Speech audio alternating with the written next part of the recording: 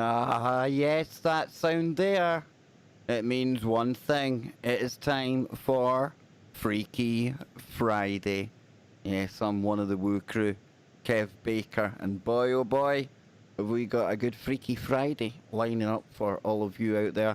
Can you handle the Woo? I mean, I know that I ask that every Friday. Myself and Scott, we bring the finest A-grade Woo to the table, and we always say, can you handle it? But this week, we've added an extra dimension. Yes, indeed. The Woo crew, Scott Lopez, is back to a full complement this week. No Joe Joseph. He's still elusively missing out there. Some people say he's in this world. Some people say he's in many. I'm sure he'll be gracing our little show here again soon sometime. But we have got an equally interesting, in fact, dare I say it, more interesting third member of the team today. And I'll let you introduce him after I ask you how you doing, man. Are you looking forward to the Woo? Because tonight we're going to take Woo to new levels. How can we take it to new levels, Kev? I mean, we seem to take it to new levels on a weekly basis. And you got to wonder, is there a ceiling? Is there a cap? Does it ever just plateau and level out? I don't think so. I think it's an exponential curve that we're on. An exponential curve of Woo that it's just going to continue to accelerate and blow people's minds. You know what, Scott? It's almost like we're both techie guys, right? We've been really overly amorous towards the new series, the new generation of graphics cards that are coming the world's way, right? I mean, we've been kind of looking on in awe.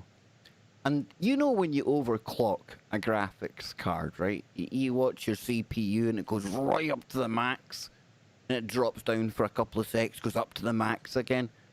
We're almost like that, but we've overclocked the Woo to the point where there is no that dip in the valley.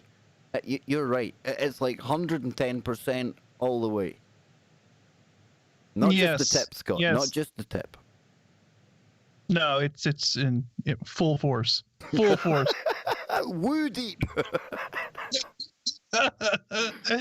Yes. So yeah, it's gonna be interesting to see what we have on the plate for today. And I'm just chomping at the bit to see what we can get into. Oh, dude, my Scrabble partner, AKA my mum, and my brother, both within minutes of each other today, sent me a story. And now I've only seen the headline, and it's about a magical mystery box that comes from Loch Ness. So I thought, we'll keep that for opening up tonight. But yes, tonight we're joined by a very special guest. I hate to call him a guest because he's a friend, and you all love him out there. He is fresh from his rolling for US. His name is Kevin, AKA NeSe. He's mine and Scotty's brother from another mother, and he's here. He's with us today, and he's raring to go for some Freaky Friday. Kev, how you doing, my good friend? Oh no, here we go. All the way down the rabbit hole. Take it easy, take it slow. I don't know, do you? We will see what we will see. My brothers of harmony across the pond and beyond, Kev Baker, Scotty Lopez, and the rest of you, the Wookiees, enjoy the Woo, because we're going to go to the beginning, to the end. Who knows? Yes, this could take Woo to an entirely new level when you think about it, really. Now, I'm going to head on over there to the chat room in just a moment. So, if you want to get your name read out at the home of Freaky Friday, Truth Frequency Radio, then all you got to do is go to tfrlive.com/chat. And I'll be in there in just a moment. I'll give you the call out that, you just won't get treatment like this anywhere else, Treated like listener royalty. I tell you, Scott, we know how to treat the crowd around here, right? We've got it all going on, man. Yeah, it's that five-star treatment. The Freaky Friday experience, we should call it. Oh yes, the Freaky Friday experience. I like it more The- than a show. It's an experience. Oh, yes, that's good branding right there. Yeah. Yeah, exactly. Platinum. It's the platinum experience. And it's the aliens $100 first million Freaky from Friday. Spotify. We've got a new member too. It's the aliens first Freaky Friday. So if I just like rub its head or rub its belly or something for good luck before I head on over to the chat room, maybe it will guarantee the levels of woo. You know what, Kev? Even though it's an alien from New Mexico, right?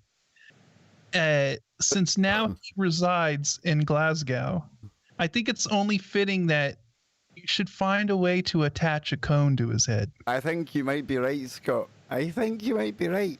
Dang you, man. Mm. I do have a cone here, obviously. This might happen by the end of the show. I've got sellotape, I've got an alien, I've got a cone. Things can happen. Things can happen. Okay, so I'm going to head on over to the TFR chat room and whoa, standing room only in there. Or maybe it's quantum. Maybe people are both standing and sitting at the same time. We roll like that. So apart from me and my electronic girlfriend, Sophia, she's looking good today, isn't she? Looking all synthetic and all that. She's got it all going on. We have got Yes. Bam.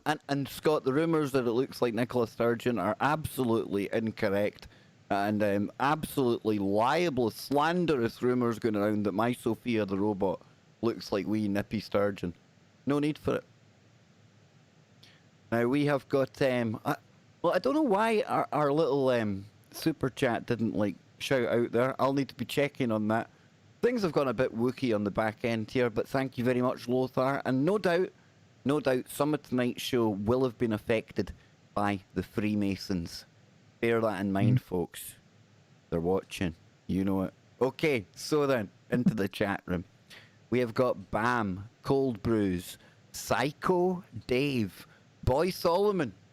Don't want you building any temples before the end of the show, boy. I'm keeping an eye on you. We've got Onslow. See, I told you the Masons would be in here somewhere. We got Buzzicino. CJ, how you doing, brother? Epic Journey, man. Dang, dude. We need to hook up again. We need to get back into some of the craziness that's going on, brother. And we've got Little Giant. That's confusing. Oh, we've got Bill. We've got Daryl. Brass Snake. 66. How you doing, Brass? We've got Tony kicking about in there. Chris Jarvis. I thought it said Chris Jericho for a minute there. I thought Le Champion was in the building. We have got the Gentle Wolverine and the Happy User. I don't know why Chris Jericho would be kicking about on a Freaky Friday, Scott, but would have been cool, right? Hey, you never know, man.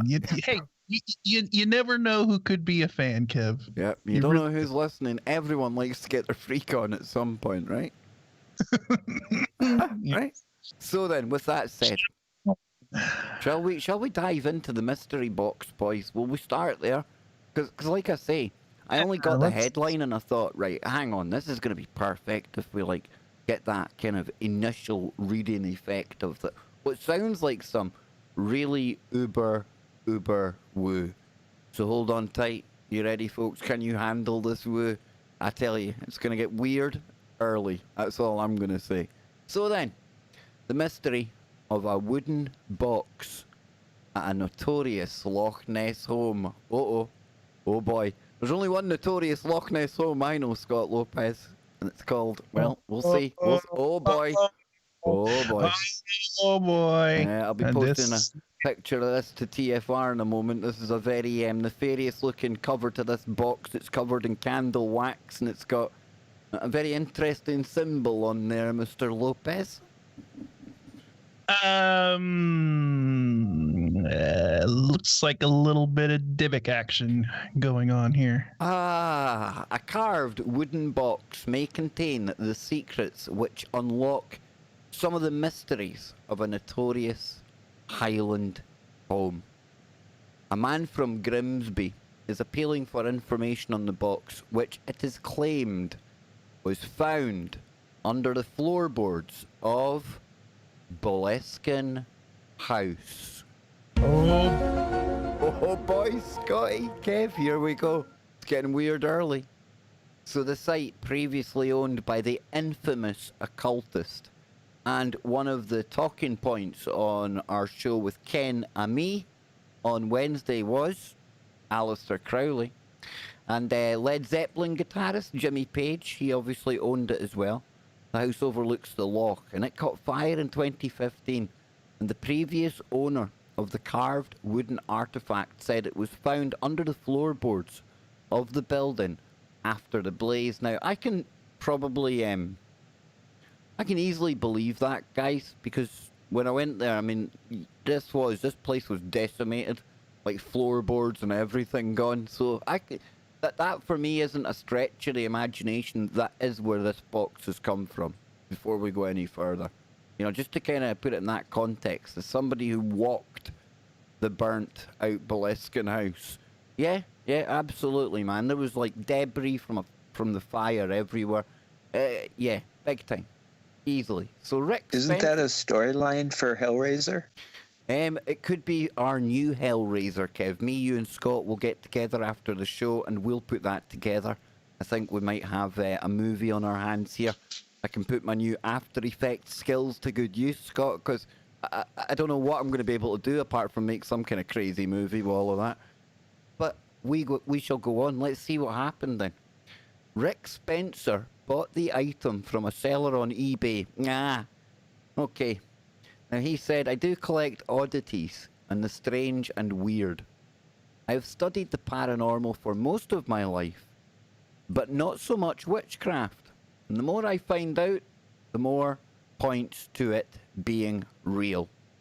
The box bears a hexagram, a 6-pointed star, as well as the initials AC, and is covered in melted red wax and has intricate carvings on the lid.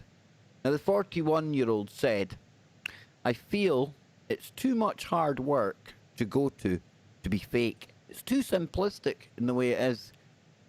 Well, we can debate that in a moment. I think it could equally be fake, but it's Freaky Friday. It's as real as we want it to be. And right now, hey, it's good woo. The hexagram is interesting as it links to Aleister Crowley and the Golden Order. I'm not saying it is Aleister Crowley's, but maybe a homage of some sort. The seller said it was found in 2015 after the first fire beneath the drawing room.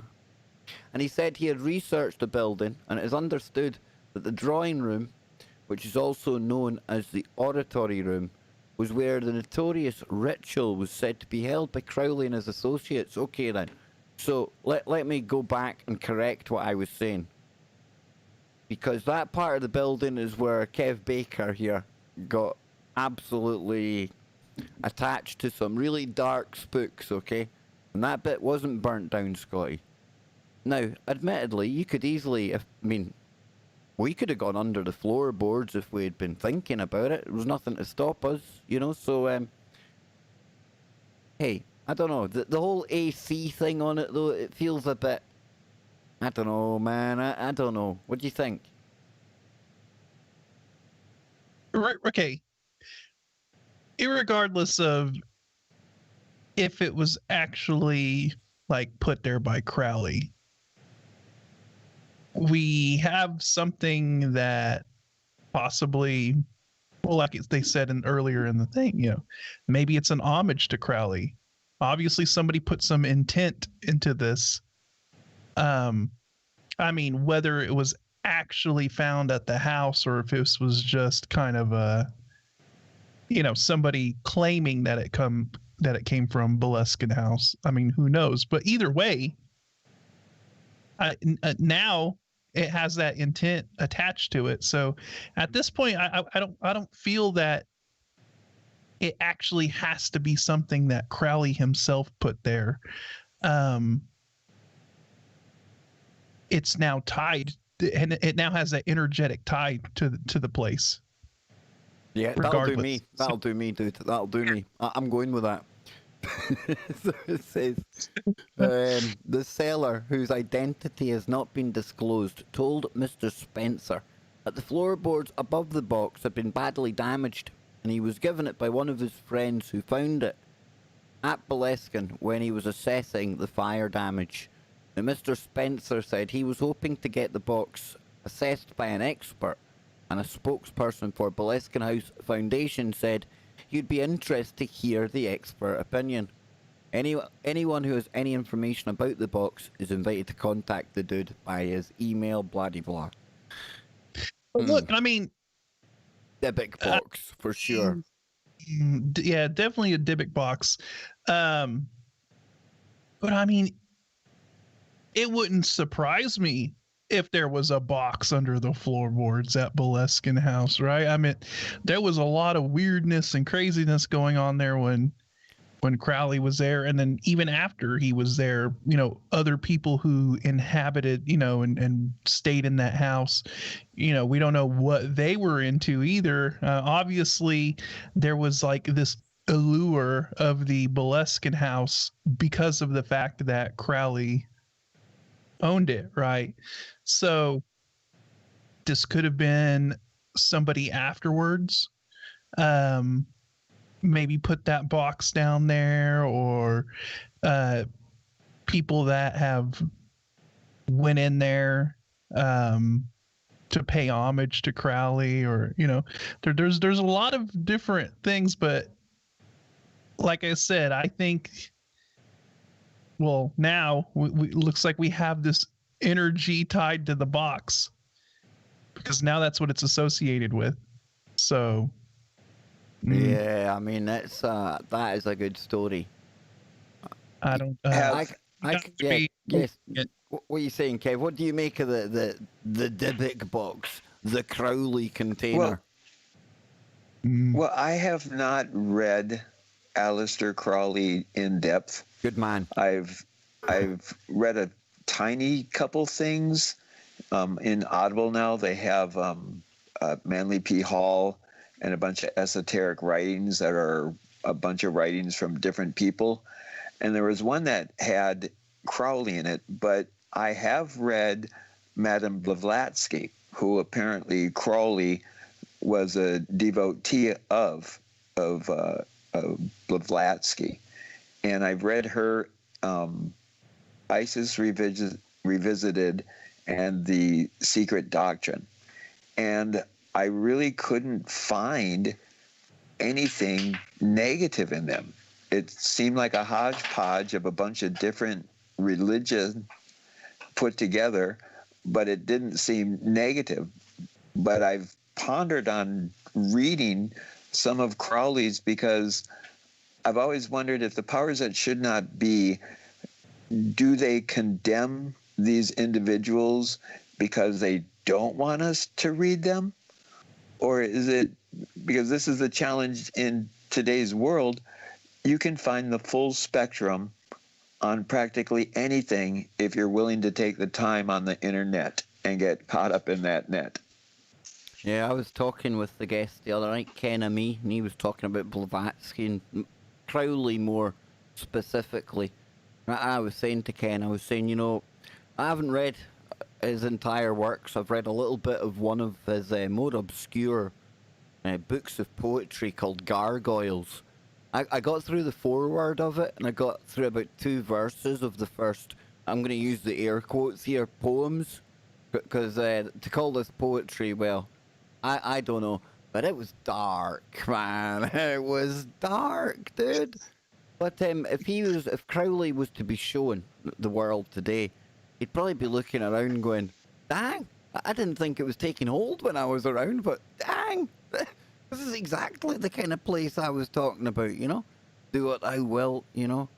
Everyone going with everyone. Make of it, I'm not criticising, you know, people, what they do and things, but this whole kind of, the sex magic and stuff he was into, and the kind of lifestyles he promoted and things. Yeah, it's there, man. We're there. The debauchery. Well, I have. Sorry, Scotty. Oh no, I was just saying, you know, like the debauchery and the. It's a great word, by the way, debauchery. Love it. Yeah, and the sort of moral decay that we see occurring right now in society is definitely something that Crowley promoted and that he was really, really into. So, no, I'm with you, Kev. I mean, if he saw what society was like today, he'd be like, all right, yeah, the Yeah, I think agenda so, man. is fulfilling, you know. So, What'd you say to that, Kev? Well, the powers that should not be and their decadence and their debauchery, kind of like Eyes Wide Shut, I think has probably been occurring ever since power has had all of its control. And from the little that I know of Crowley, and I haven't validated, but I read what other people have stated about him, and to me it's easy to simplify it with what I always call the Holy Trinity of positive, neutral, and negative. And it doesn't take a rocket scientist to know what's negative. And if some entity is doing something negative to another entity, then to me it's a no-brainer. We can't let this happen. But then when you start learning about these wizards or witches of negativity, that they learn these rituals and these ceremonies that allegedly get them more and more power. Is it real? I don't know. But in my experiences living in Minneapolis, I have been in a ritual room and not knowing it. I went to the Aveda Institute in Minneapolis, and unbeknownst to me, it was an old Masonic temple lodge. And then once I learned that, then I started going around the Masons. I told you the Masons done it. Lothar was right. Yep, Lothar got it spot on. How did you know, Lothar? But it's crazy because in this Aveda Institute, right by the elevators, right in the corner, they have like a swastika on the floor. And then they have this huge room that was called like the temple room. And it was the eeriest room in that whole building. And I was up there once and never wanted to go into that room again. And it just, you know, like you were saying when you went there to Crowley's and you got the EBGBs there. I've gotten that a couple times where I've gone into houses or into rooms where it's like, it does not feel like something good has happened here. Yeah, Scotty's nodding away there, man. That's when you need to be listening to that spidey sense, Scott. It ain't making you feel creeped out for nothing. It ain't like playing a trick on you, right? exactly. That's what your gut. That's why you listen to your gut. And if something doesn't feel right, that's for a reason. That's your sixth sense. Your sort of it's just you're feeling the energy and it's invoking a reaction from you that usually, you know, manifests in, you know, it's like when people feel like their stomach kind of knotting up, or, you know, the hair standing on the back of their neck, or, you know, you just have this sense that something isn't right. You know, it's you're feeling that energy, you're feeling that vibe, and it's your body warning you. It's telling you, hey, you know, something ain't right here. So yeah, I mean, I've gotten that feeling going into houses, you know, going into places where it's like as soon as you go in, you're like, something isn't right here. And you know, there would otherwise be no reason for you to feel that way, you know, just at its face value. But, you know, you find out a lot of times when you look into the history of these places or whatever, you end up finding that some dark things have happened, and it's like, oh, okay. That's why I didn't feel you know, I had a bad vibe going in and all that stuff. So yeah. Well, I'll be sure, right? For in the name of Freaky Friday, And because I go to these things, these lengths to get you the best woo, when they do open up the spiritual retreat, when they restore that Edwardian property on the banks of Loch Ness, I will be going up there for a weekend, yep. I'll be camping out with all the other Thelemites around the campfires. And no, I won't, folks. No, I bloody well will not. Oh no, that place is bad enough when it's like nobody living there, nobody practicing magic. I can only imagine what it's going to be like when they get it all going again. But when they start the teaching of Crowley's works, the mind boggles. But Scott, it's 2020, so we should have expected this kind of madness to be upon us, right? They're the break already, dude. The box took us to the break. Oh, it's a magic box. We will be right back. Don't go anywhere. Open the box. Okay, now, while we're on the break quickly, since this is some exclusive YouTube content, okay? We've had a sighting of Nessie, or have we? So, the same newspaper, the Inverness Courier, and yes, I used to get a mention in the Inverness Courier when I was younger, playing my shinty, many moons ago, back when phones had cords on them, and, you know, you had to get videos processed at a shop, you know, way back then. But Look at Kev, the pride and punch of the Inverness Courier. I love it, man. My finest moment, Scott. So, Loch Ness Monster, or Log Ness Monster. Walker shares a video of something in the water that spooked his dog. Now, I am not going to preface this with anything. Hey, what do we say on here? I provide, you decide. I've had it, folks. Here you go. Take a look at this.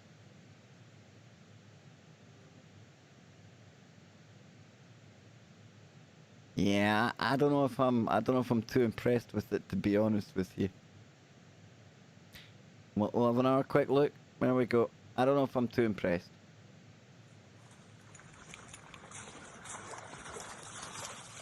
You know, with how far out they are from the shoreline, that's really not very sizable, and it does act very much like a bit of wood. Very much like a bit of wood. It looks like a... And to say it was the size of a bus, Scott, only if it was a bus full of Jason's little people that he was on here talking about on a previous Freaky Friday, right? Because that's a small bus. You know it was a submarine full of Tommy knockers coming to the surface, Kev. I like that better. I like that better than Nessie. I do. Now, this one over here, another Nessie sighting. Now, this one actually I'm more impressed with. You know why? Because there is no photo. There is no evidence.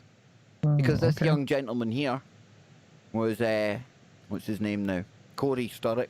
All the lads up my way go for this kind of tribal look now. My brother, he's got the same thing. It is what it is. I think it's pretty cool. But he says he was at the loch and there was other people there. And they seen something pretty spectacular. Now, it was 10 or 20 seconds it was there. And while it was there, everyone was just like, whoa. And he wasn't expecting anything. He was walking along with somebody. 10, 20 seconds, goes to grab his phone. You know what happened next, right? Thing goes away. The thing disappeared. Yeah. Sometimes, just because there isn't photographic evidence, okay, you got to keep an open mind. But for me, sometimes, Scotty, those reports are every bit as good and interesting as the ones where you do get, or more than the ones with obvious bits of wood floating about that isn't the size of a bus. It's like when we saw the UFOs here on the 4th of July a couple years ago, and by the time we scrambled to go get a phone and try to get some footage of it, they had already blipped out and were gone. So, it's how these things roll. Yeah. Cryptids aren't very photogenic. It's the same with the Bigfoot as well. They don't like that whole selfie thing. They don't have any need for dopamine where they come from. No, you don't need that where we're going. Okay, folks, we're getting ready to go back to the network now. And I've got another... I'm going to keep us in the Highlands for a moment. We'll stick on the Scottish for a moment. Here we go. That's good with a mate. Welcome back, ladies and gentlemen. Yes, that there was the Wookiee, and it was Kev clearing his throat. Don't think that was the Wookiee. Maybe it was. Maybe the Wookiee's choking. Right, how we doing, guys? First segment gone by in a flash. That was quick. Yes. Here's my question, Kev. What do you think is in the box? What's in the box? That, wasn't that like the glaring omission from that article when you think about it? The guy never actually went into any detail as to what said box contained. Maybe he never opened it. Would you? Yeah. That's the question. Would you open it? I don't think I would, but then I'm a curious little bugger, innit? So I don't know, man. It was probably the bones of that little entity that Alex Sturr used to call and get divination from. Yep, be one of them. It might actually literally be the portal to hell. Maybe that's what contained the portal he was opening up at Loch Ness, dude. Maybe that guy's taking the portal with him. Well, that's nice. Probably not, but I just thought I'd throw it out there for all you Highlanders up there that are living the weirdness that magician brought with him. But talking of weirdness in the Highlands, it doesn't stop there, because we were talking with Stan Gordon on Warrior Mode last week before, and we got into big cats. Remember we were talking about the big crazy cats, and he was kind of saying how all of these cryptids, in many ways, in his opinion, they're somehow connected. Whether they shapeshift, whether they're coming from the same place, it's something very supernatural to them. And we've often said, you get these hot spots, and where you get a Bigfoot, you're likely to get other things happening as well. We don't have a Bigfoot in the Highlands, but we do have Loch Ness, and that's got a pretty famous cryptid in there. And if it's one of these supernaturally charged places, should we be seeing more activity? Different types of cryptids, different types of weirdness? You would think so, right? I mean, it's not an exact science, but me and Scott and Kev here are determined to make it so. Woology, that's what we'll call it. Well, there is other things in the Highlands, and yes, big, mysterious cats. Now, Scott, I can tell you, and Kev as well, growing up, the big mystery cats in the Highlands, quite common to the point of another big cat been spotted. You know, one of those ones? It's like, it's not, oh, there's a cat on the loose. It's like, all right, somebody's seen another one. You don't know if they did see it. You don't know if, is it real, is it not? It's that prevalent up there that, it's come to be pretty much an accepted sort of the paranormal becomes normal. Yeah, it's just an accepted phenomenon that occurs. I mean, the big cat thing, and that always fascinated me, because I remember a long time ago when I was like a teenager watching one of those crazy kind of unexplained sort of shows. Was it an octopus show? No. But they used to have them kind of shows on like History Channel or even like TLC or something like that. And I remember being, I was still in high school, but they were talking about the whole thing of the, black giant cats in the UK and all of that stuff. And so, I mean, this is something that's been talked about since I can remember. I mean, that was back in the 90s when I saw a show about that. So this is a thing that's been going on for quite a while over there in the UK. Oh, you better believe it. Yeah, man. You better believe it. Look at this thing. Look at the state of that thing. That thing would chase goblins. It wouldn't get goblin juice on it. No way. So it says, a mysterious big cat may be the new monster of the Scottish Highlands. You've watched the videos. You've magnified the photographs. You've read every account on the official sightings record. You've reached your own conclusion that the Loch Ness Monster is just a log, an eel, or a camera anomaly, or something that can be explained, and it's safe to start planning that trip to Loch Ness in the Scottish Highlands. Have you considered there might be other scary creatures there to contend with? Not the locals, although they can be scary.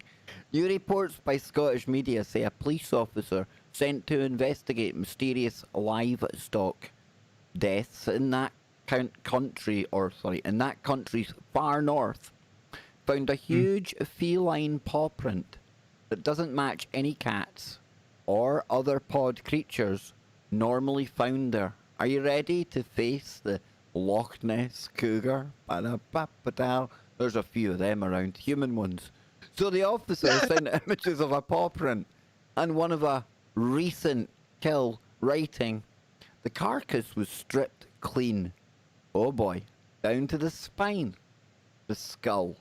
This report probably wouldn't have received as much attention in the Scottish media as it has been getting, were it not the fact that the incident occurred in 2018 and has been hidden ever since, only resurfacing last week after a Freedom of Information request was finally fulfilled. Oh, the plot thickens, eh? The report, big time. Big time. The report is said to conclude or include correspondence between the unnamed police officer, Police Scotland, the Science and Advice for Scottish Agriculture, and other government-funded agencies, including this revelation from the cop. I've had lots of reports over the past 3 years of big cat sightings and activity on the north coast, mainly in the Betty Hill area of Sutherland. There have been sightings of a large feline and a lot of dead or injured sheep. How... Wrong one. How dare you? You don't mess with Highlandman sheep, come on. On one occasion, I was present when a ewe was brought in off the hill with 2 puncture marks on the front, the front of her right shoulder, and 2 on the back. Now the wounds were over 3 inches apart, while some of the recent carcasses have very large puncture marks. Now the southern side of the UK is better known for having a history of so-called alien big cat sightings, but it turns out the Scottish Highlands in the far north has its share as well. As the website for the Scottish Big Cat Trust shows, the Highlands has had enough sightings that some of them acquired names like the Sutherland Panther, and the Loch Ness Inverness area has by far the largest number. As well as other monster as always, that other monster sucks up all the media attention from Inverness, and many sceptical Scots are quick to point out that their country is home to the Scottish wildcat, Felis sylvestris. Sylvestris? Is that a cool name for a cat, right? Felix Sylvester. I like that one, man. Yep. Cool. A somewhat larger than domestic cat breed that numbers in the low thousands. However, the paw prints described in the 2018 report are too large to be a wildcat. They're 2.8 inches long and 2.4 inches wide. Well, what is it? That's a big paw print, guys, for like a cat, right? 2.8 inches. I mean, that's only 3 inches there.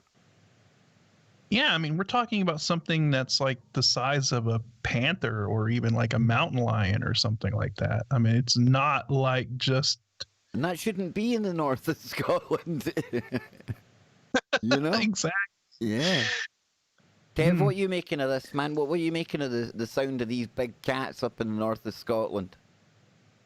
Well, not to one-up Scotland, of course, but as an Anishinaabe, when we have words for saber-toothed tiger, and we were using these words not like long ago there was a saber-toothed tiger, but we were using them in the phrase of run, there's a saber-toothed tiger. So I definitely would not want to deal with anything even bigger than a Siamese cat that I've had a tussle with one winter, and that was scary enough to have that Siamese cat go after my leg. Imagining one of these big cats with a paw with that big. Yeah, you don't yeah. want to you don't want to be scrapping with a cat. They're wily little buggers, so they are. So it says, I'm not sure about the footprint. It does look a bit like a feline print, but it also reminiscent of a fox or a dog. Now, the response from the SASA points away from a big cat towards a canine, a fox, or even badgers. Wild, paranormal, supernatural badgers. That's a terrifying thought, isn't it?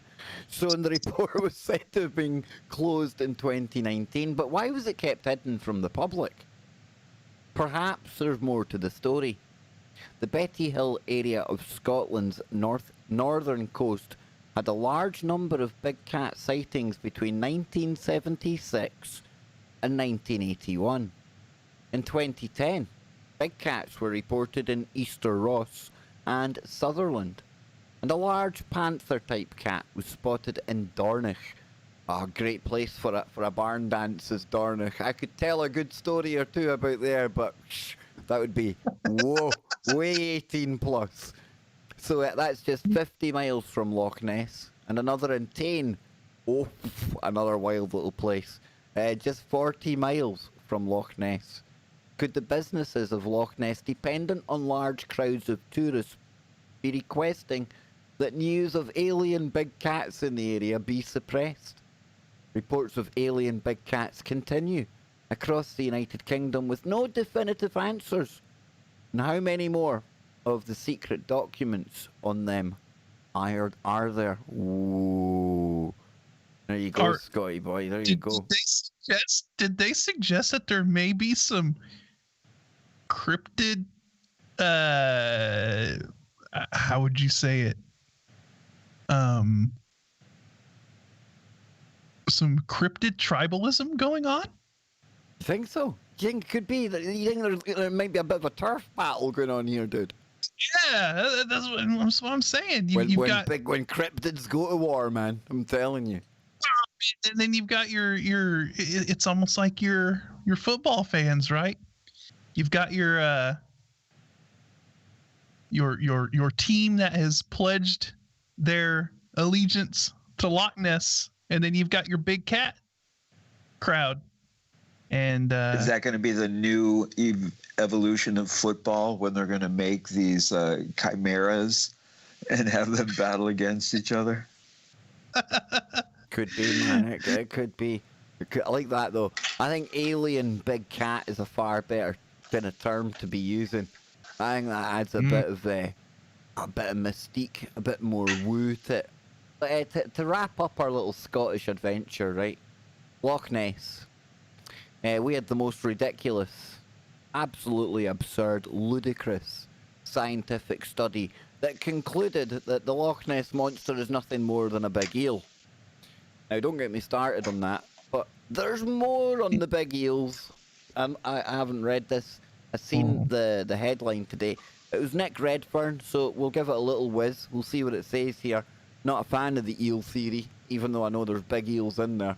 But many of you will probably have seen a certain story that appeared in the Inverness Courier just a few days ago. And it was titled, Nessie Skeptic Saw Something Fishy during Loch Ness Walk. And an extract from the article states that a Nessie skeptic has been converted after spotting a giant creature rise out of the water while out for a walk. Corey, 23, and Lauren, 22, Sturrock, were walking at doors on Saturday at around 3:40 p.m. when they saw something the size of a bus emerge from the depths. Mr. Sturrock, now a full-time carer for his wife, said he has always dismissed any talk of the Loch Ness Monster, but after seeing the eel-like fish, he believes that there is something lurking in the waters that is quite unbelievable. Mr. Sturrock said he was reluctant to come forward in case people thought he was claiming to have seen Nessie, but he said there were a number of people on the loch side who saw the same thing. And he said, I've been camping and walking on Loch Ness my whole life, and I never believed in the Loch Ness Monster. And folks, you'd be surprised how many people up around the loch don't believe in it. You might think everyone kind of buys into it. Not so. It says that the creature was said to have been the size of a bus is intriguing and amazing. And the fact that the creature was described as being eel-like. It's also a fact that the giant eel theory has been around for a long time. For example, around 10 p.m. on 26th of May 2007, Gordon Holmes filmed, well, something in Loch Ness.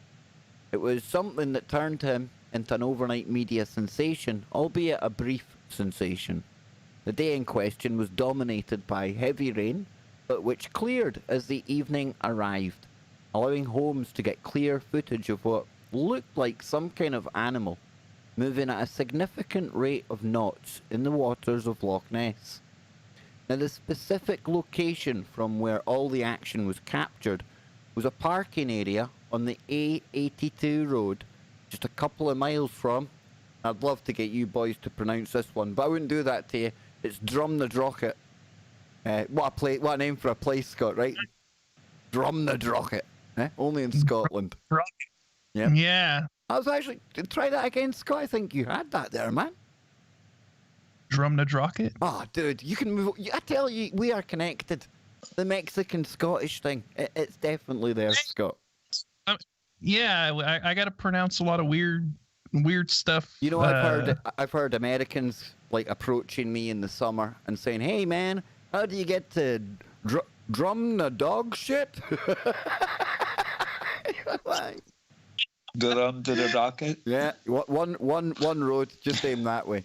But anyway, not only that, Holmes estimated, as he excitedly watched and filmed, that the creature was around 14 meters in length, which, if true, effectively ruled out everything known to live in the inland waters of the British Isles. Holmes, a lab technician, caught the attention of not just the British media, but also the likes of NBC News and CNN. He and his near priceless film were quickly big news, and Holmes said when the media descended upon him, it was in absolute droves, that he could scarcely believe what he was seeing. It was a large, black-coloured animal that had the length of around 45 feet. His first thought was, giant eel. Holmes told the media of the eel theory.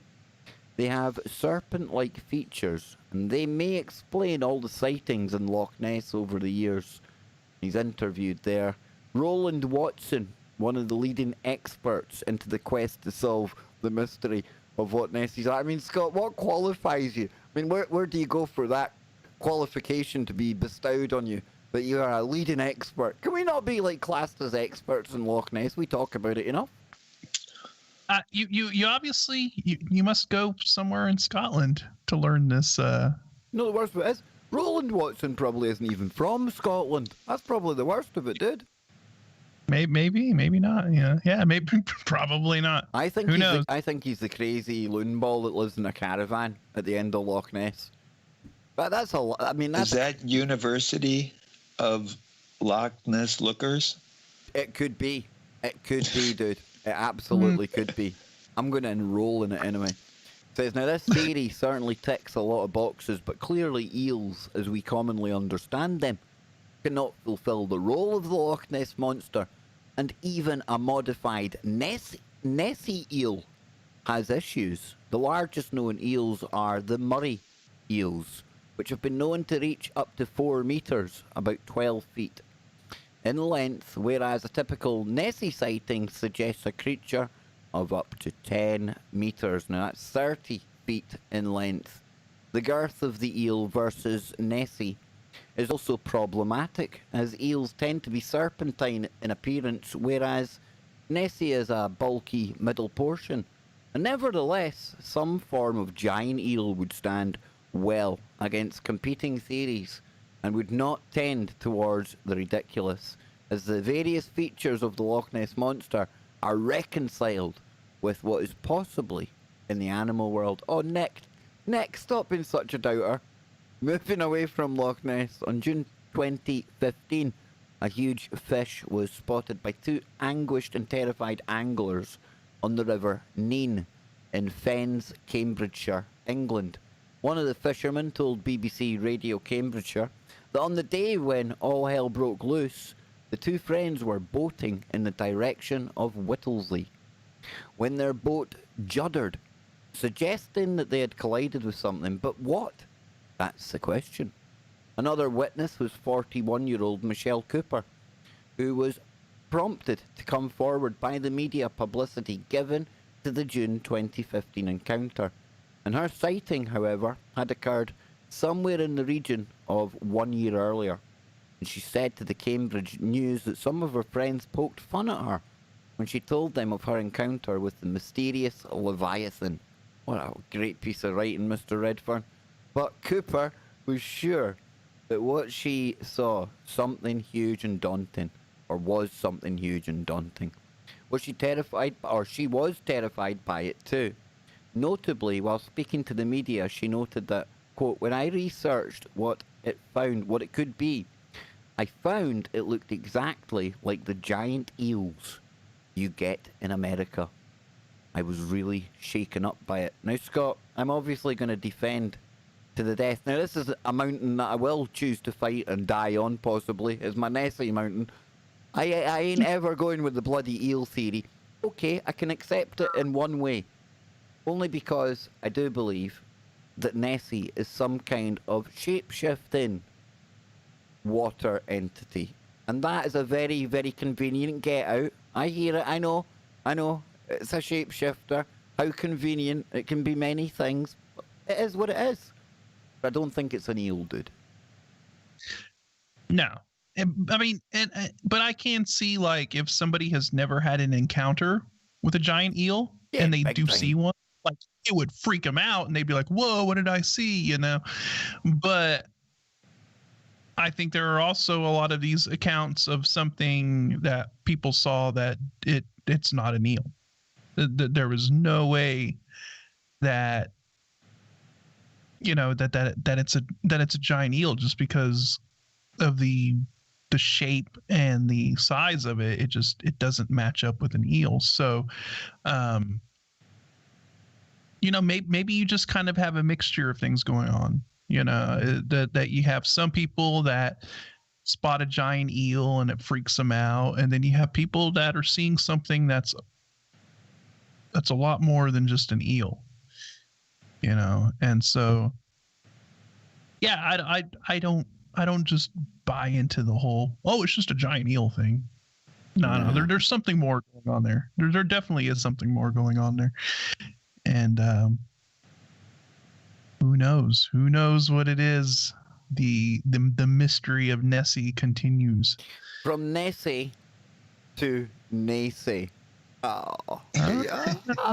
I tell you, man, your ability to string the words together cleverly is definitely it's rubbing off on me, Kev. It really is. And I was going to ask you, you know, I mean, I talk about Scotland and in particular Loch Ness a lot, Kev. Do you see any parallels between some of the weirdness of the land here and the stories of the native people of America and some of the tales that come from there? Is there any similarity in the woo, brother?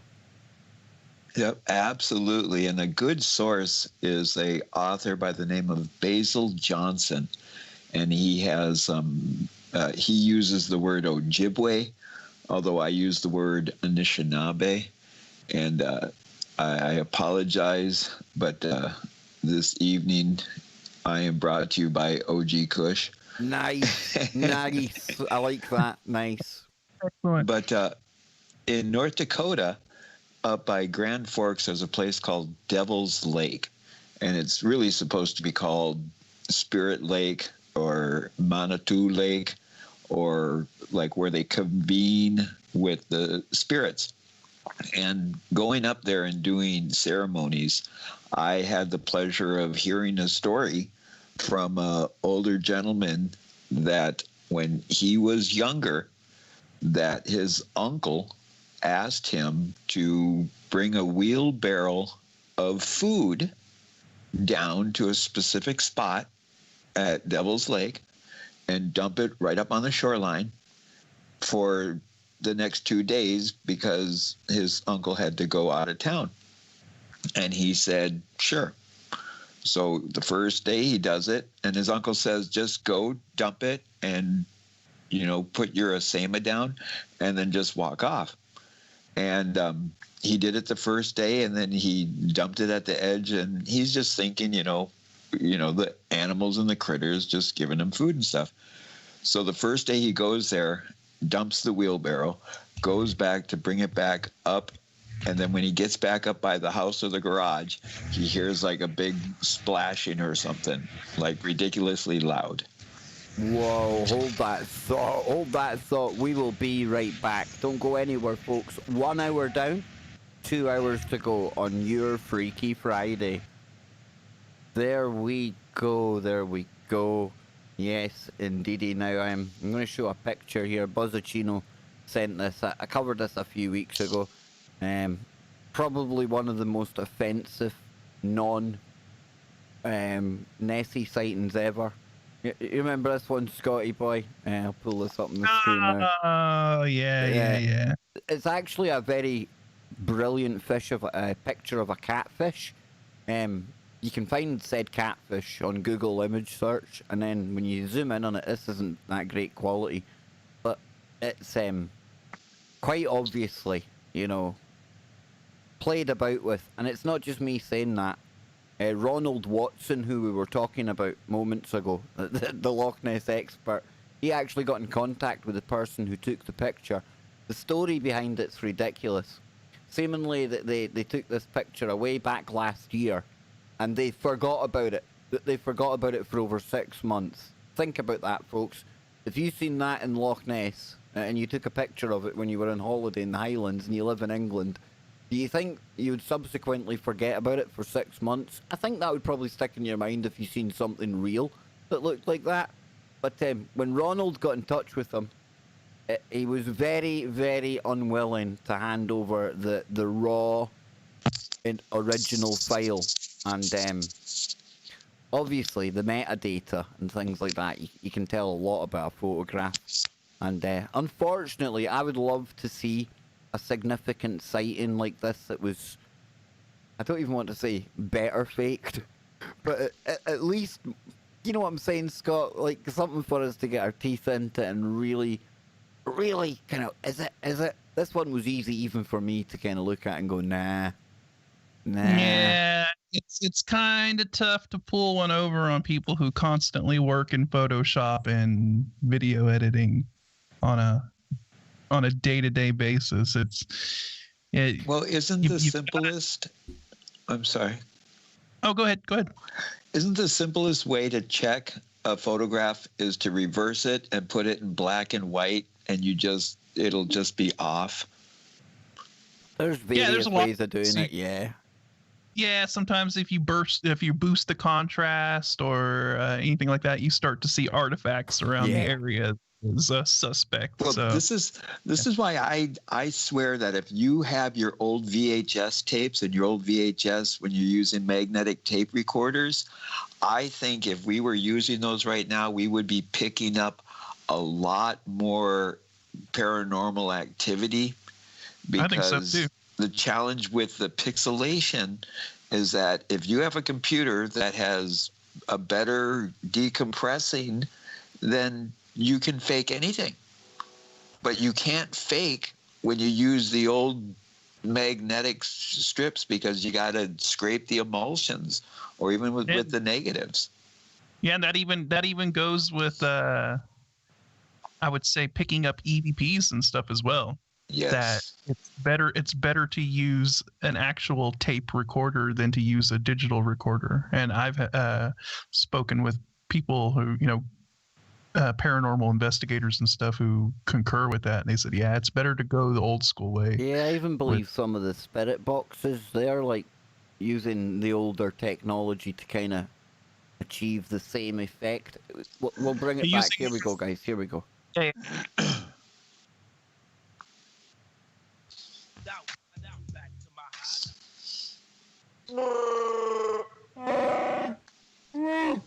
Hour number 2 already on today's Freaky Friday, right here on Truth Frequency Radio, where silence is consent and where we take the abnormal, paranormal to absolutely new interdimensional levels every single week. But not only that, doesn't stop here after 3 hours of Freaky Friday. That's what I love about Friday here on TFR.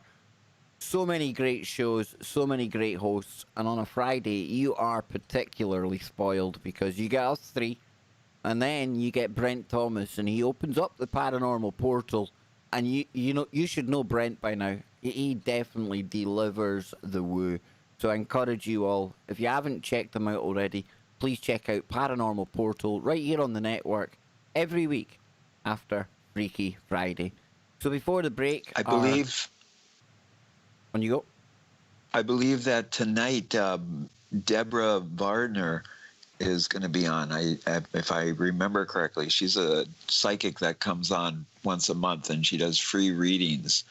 And she's a delightful woman, and I've had pleasant conversations with her.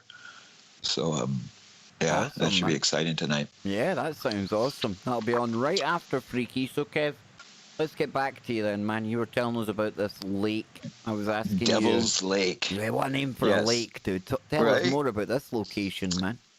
Well, anytime you see any label of like devil or hell in the name in America, it's a 99% chance that it was considered a highly spiritual or, for lack of a semantics, sacred area. And so, because we were such heathens, and I am a born-again pagan, but Devil's Lake in North Dakota by Grand Forks. So this elder, well, he was an elder to me, was telling us this story about when he was younger, his uncle asked him to go and dump a wheelbarrow of his food that he had in some cans, I believe it was, by his garage or by his house. And he had 2 cans full of this food for a wheelbarrow to bring down a path into Devil's Lake and dump it on the shore. So the first night he does it, and then he gets back almost to the house, and when he gets right up to the house, he hears like a big splash noise. And so then he finds it particular, and he goes there the next day, and there's nothing there, and he's just thinking the animals, which animals do, scavengers. And so the next evening before sunset, he goes to do the same thing, brings it down to the shoreline, and he dumps it. But then he claims that when he went down there the second night that he just got like the heebie-jeebies, and he felt like he was being watched. And then he dumps the stuff, and he kind of gets a little freaked out and starts kind of heading up towards the house quickly. But then his curiosity took the best of him because he thought he started hearing splashing quicker than before. And so then he finally gets the courage to stop pushing the wheelbarrow up, turn around to start running back. And he claims that the minute the idea was solidified that he was going to do it and the courage came up, he went to just let go of the wheelbarrow, and then he hears a big splash, and then he runs down there, and the food is still there, but he said it looks like something was coming up out of the water because the sand had impressions in it, and it was big. Oh, dang, dude. And you take, I always take things with a grain of salt, but the man, I believe that the individual that was telling the story believed this is what occurred. And I've heard other strange stories about Devil's Lake.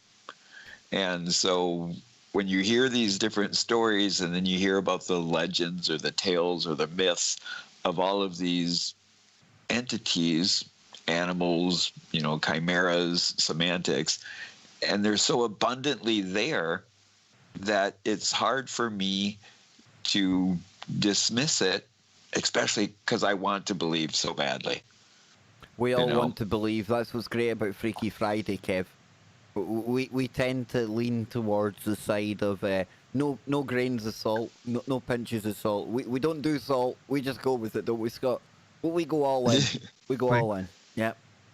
Speculation Island. Yep. Over the horizon. Definitely. Yes. Indeed. Yeah. Hey, it's Freaky Friday. You know, we've set sail, and that ship has left the dock. So absolutely, and it ain't the Love Boat on Freaky Friday, Scott. It ain't the Love Boat. No. Yeah, you know, you talk about, you know, not just in Scotland with you know, Loch Ness and, you know, Nessie and all that. You know, Kevin just talked about, you know, what's going on over there in Devil's Lake, and then you've got Champ. Yep. Over in Lake Champlain. Yeah, and it's very interesting that all of these lakes are in a very are on the same Scott, think about this as well, right? The Bunyip. Is the Bunyip not like just the super pimped out Loch Ness monster or Champ or anything, you know? Yeah. And they're all, you know, all these lakes are located in a very, you know, very close proximity of the same latitude almost, right? Like if you draw a line around the planet, it almost intersects these lakes. They're all in a very close kind of proximity on a latitude, and makes you wonder, like, if you took that latitude and you flipped it to the southern hemisphere, if it would cross the same areas in Australia. Around. I reckon. I honestly think it would. I think it would, and I only say that because I think it's something to do with the geometry of the planet. I think you're onto something with that line of latitude, or I always get latitude and longitude mixed up, which is worrying considering I was in the army. But yeah, the same bit, you know. If you just went round, but no, I get you. But I in think the Navy. Yeah, I think it's almost some kind of magnetic effect when you've got a giant planetary body sitting in space-time.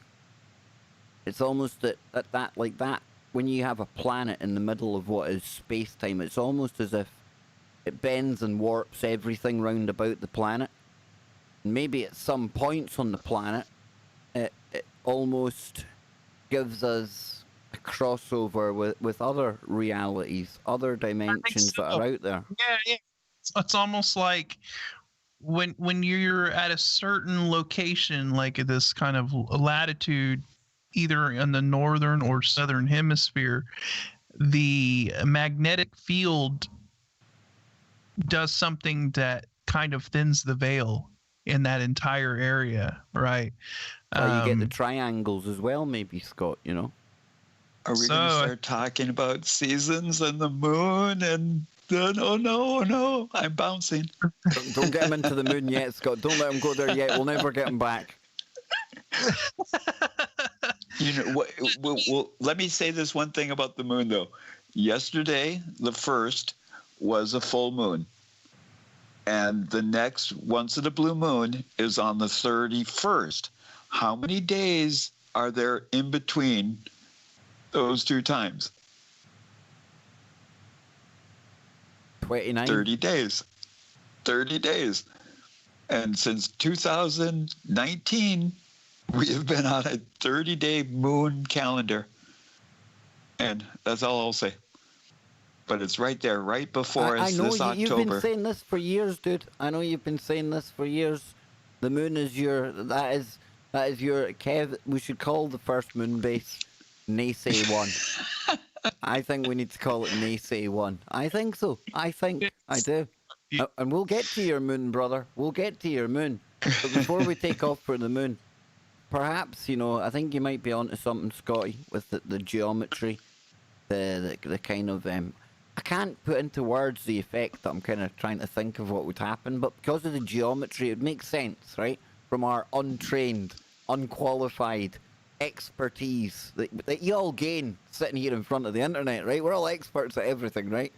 But it makes sense to me that if it happens on the north northern hemisphere. I'm somebody who bats about where there's two hemispheres to the world. It's still kind of globy shaped to me. It gets fat in the middle, but I imagine it would happen on the other side as well. Same way you get a North Pole, and you get the other bit in the other end, you know? If you look at... Sorry, go ahead. No, I was going to say, you see the representation of the magnetic field, right? When it's actually drawn out visually, and you see it mirrors itself, in the north and in the south. So it would just make sense that I would think that a lot of these magnetic effects and everything would just happen in both hemispheres at roughly the same sort of distance and latitude from the equator. Yeah.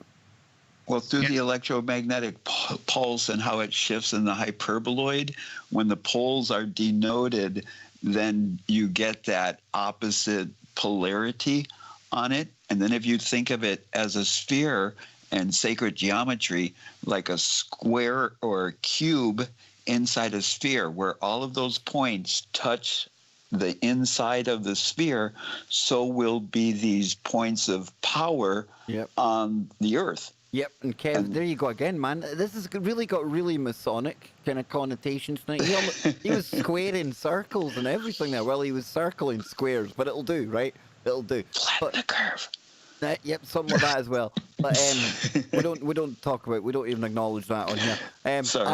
I have got a ghost story to complement your Devil's Lake, Kevin. Oh. I do. I went and had a little look. And we're going to do it raw. We're going to do it on the fly. It may be great, it might be bad. But it's called The Ghosts of North Dakota.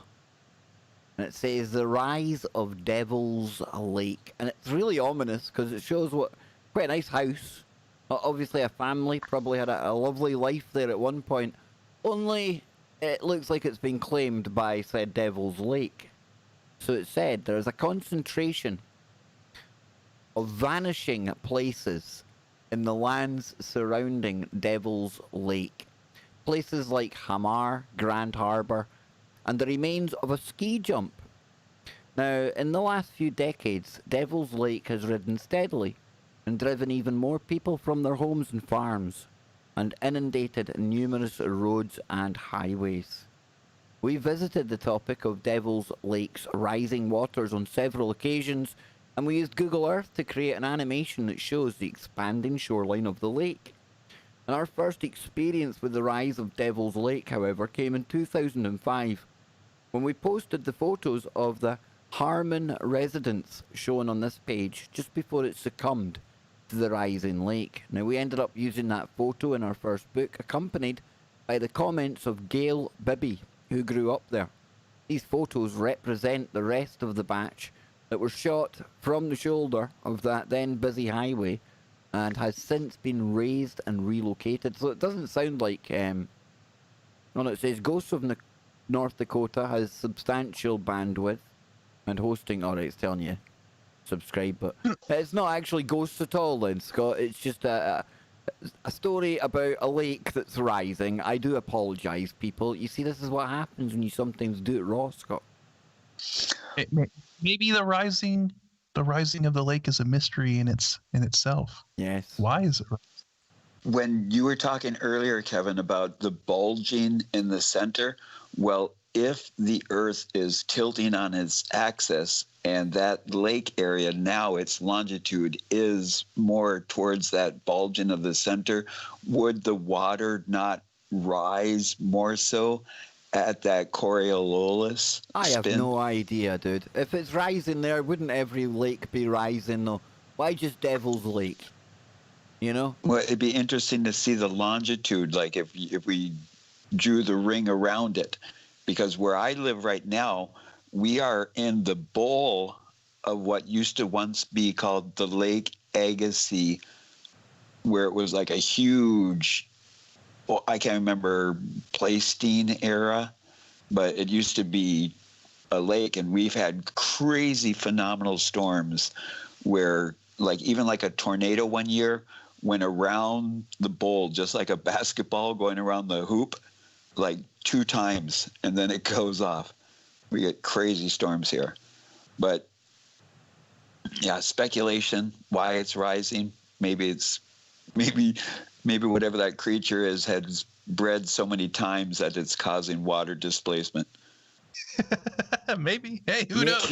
Maybe the flood. Maybe the flood doesn't come from the sky. Maybe the flood comes from inside Middle Earth. the earth. Yes, it's a thought. Scott, what do you think? It ties in with the moon and everything else. We'll go there. Kev's choking to blast off for NeSe one. We'll take him there. Did you know that they're actually now going to be building nuclear-powered rockets? That's what they're now looking into. That terrifies me. NASA, nuclear, rockets, holy begoli. But the tilting of the planet, Scotty. I remember pre-2012, right, watching a video of Inuits up in Alaska towards the Arctic Circle, I think, and they were talking about how something's changed. How the sun was rising a day late, or I'm sure it was a day late. And of course, these people, you know, this is how they live. They know how to read nature. I was talking about the dude and his octopus yesterday. See, I knew I'd get back to my octopus today. And he was talking about getting in touch with nature, being able to read it, being able to be at one with it. You know, when you're sitting there and historically, generationally, your ancestors, they've all relied on the sun coming back at a certain time. When that doesn't happen, that's got to put a bit of a spanner in the works. But then again, that was over 10 years ago now, dude. I think I've seen that video. I don't know. Has anything changed?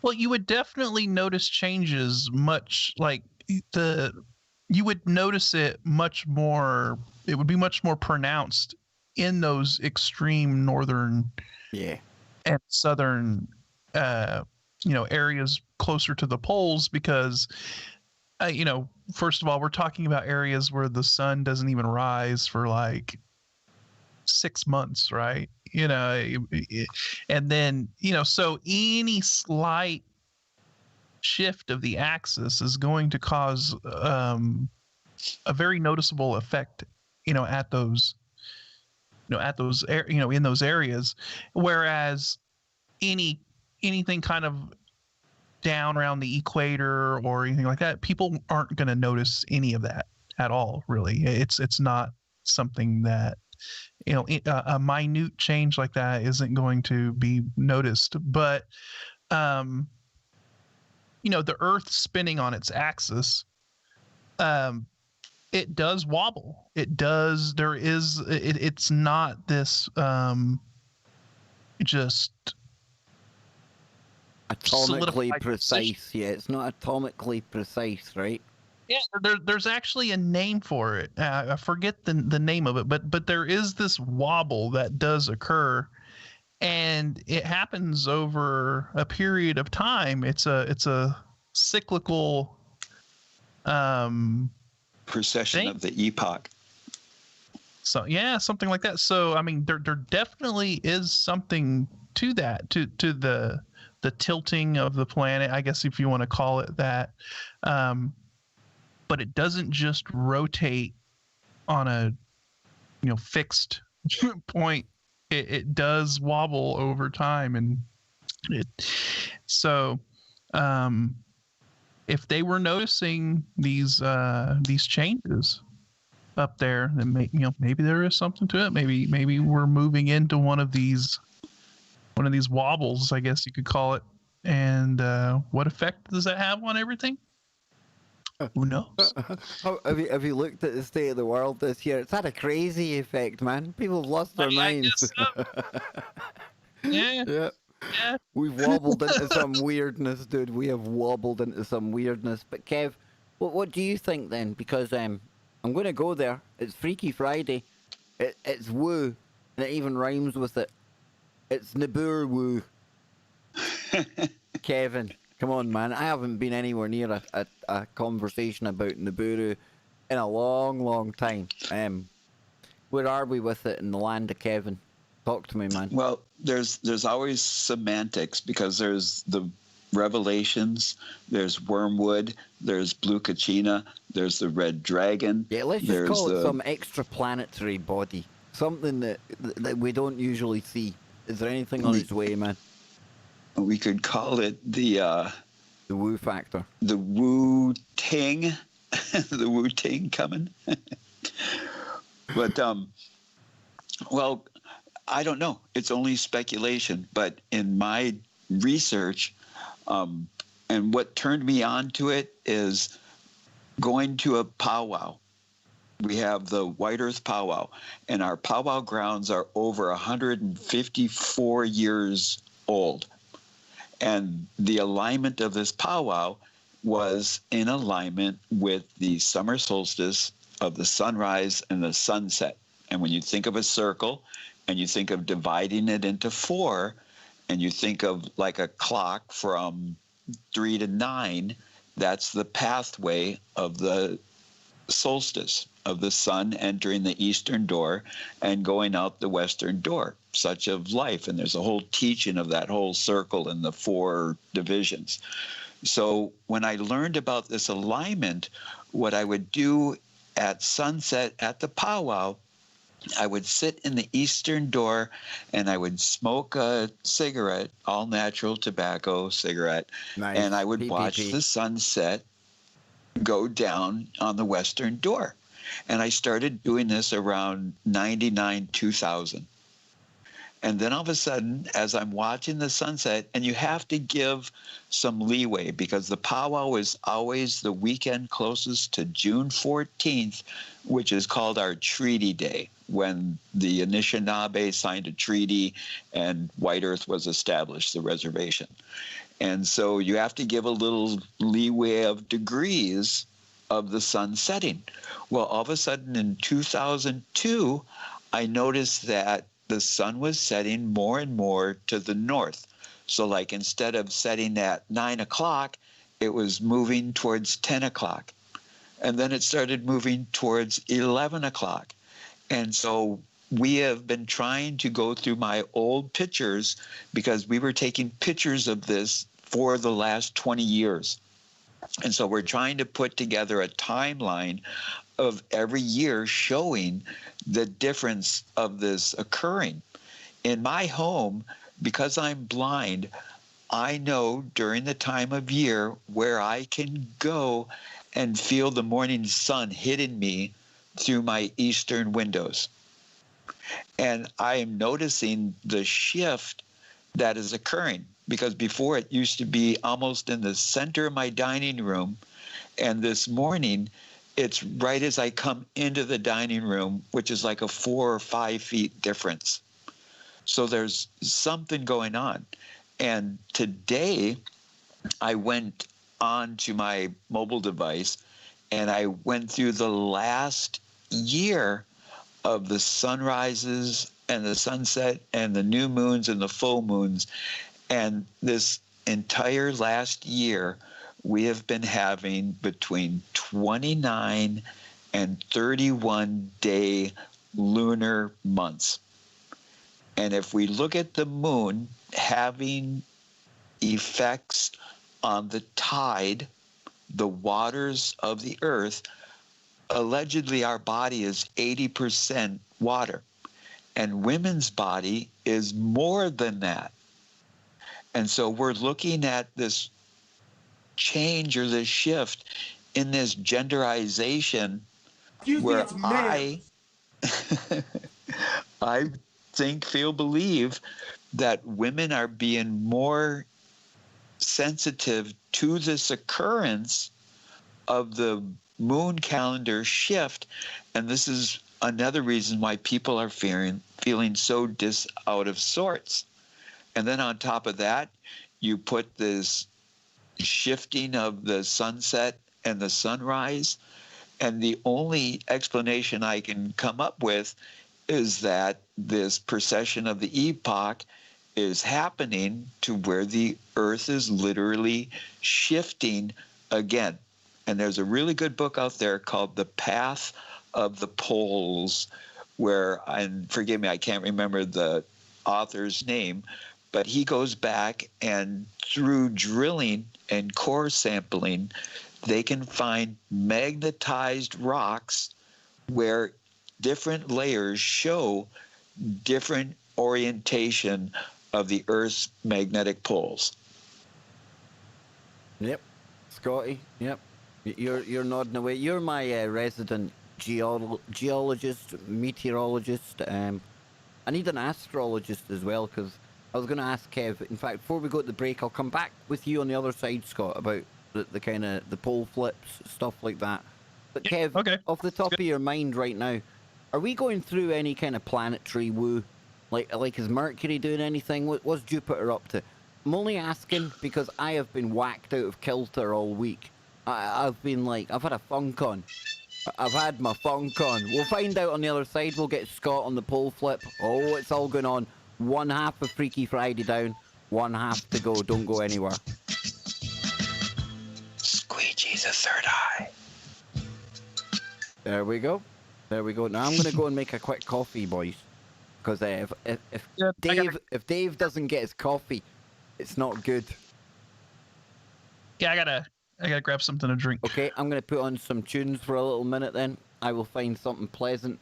How about some drum and bass? I've got a lot of drum and bass kicking about now. The Love Boat would have been good. Exciting and new. Yeah, I should have had the Love Boat ready to go. Here we go. We'll try. Yes, we will be right back, folks. I'll try the Cemetery Clown. What nurse name is that? Hang on, we'll hear what this is. What the heck are we playing with here? Yeah, we'll be back in a moment, folks. Don't go anywhere.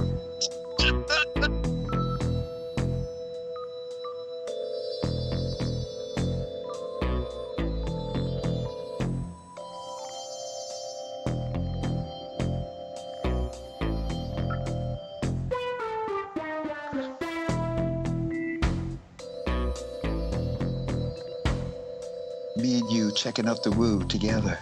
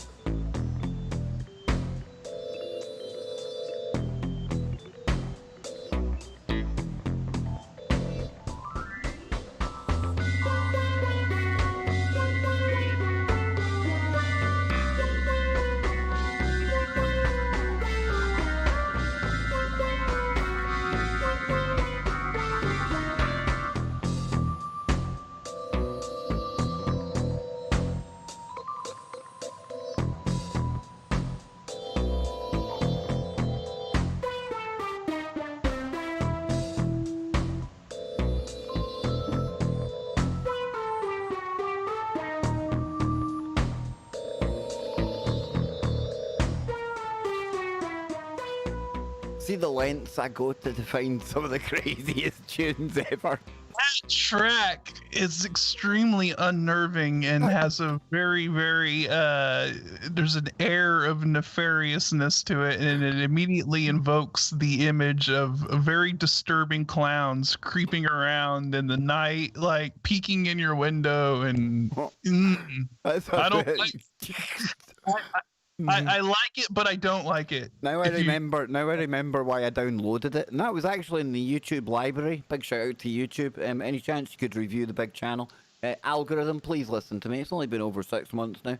But anyway, yeah, the creepy clowns, man. It's called the Cemetery Clown. Very aptly named, I think. Yeah, It's the chat room saying, yeah, that they're definitely having a good time with that music there. Shh. That was some very disturbing. Clowns. You like the clowns, Kev? Are you a fan of clowns? Do they creep you out, man? Kev? NeSe. The clowns got him, man. Let's see what you did. Hello? Yes, there he is. Clowns to the left of me, Yes, jokers to the right. Here I am. Do the clowns scare you? Do they have the same effect on you as me and Scott? My son Zachary, when he was 5 years old, first time I heard him swore is he told a clown to F off. Oh, here we go. Here we go. We're coming back, folks. Here we go.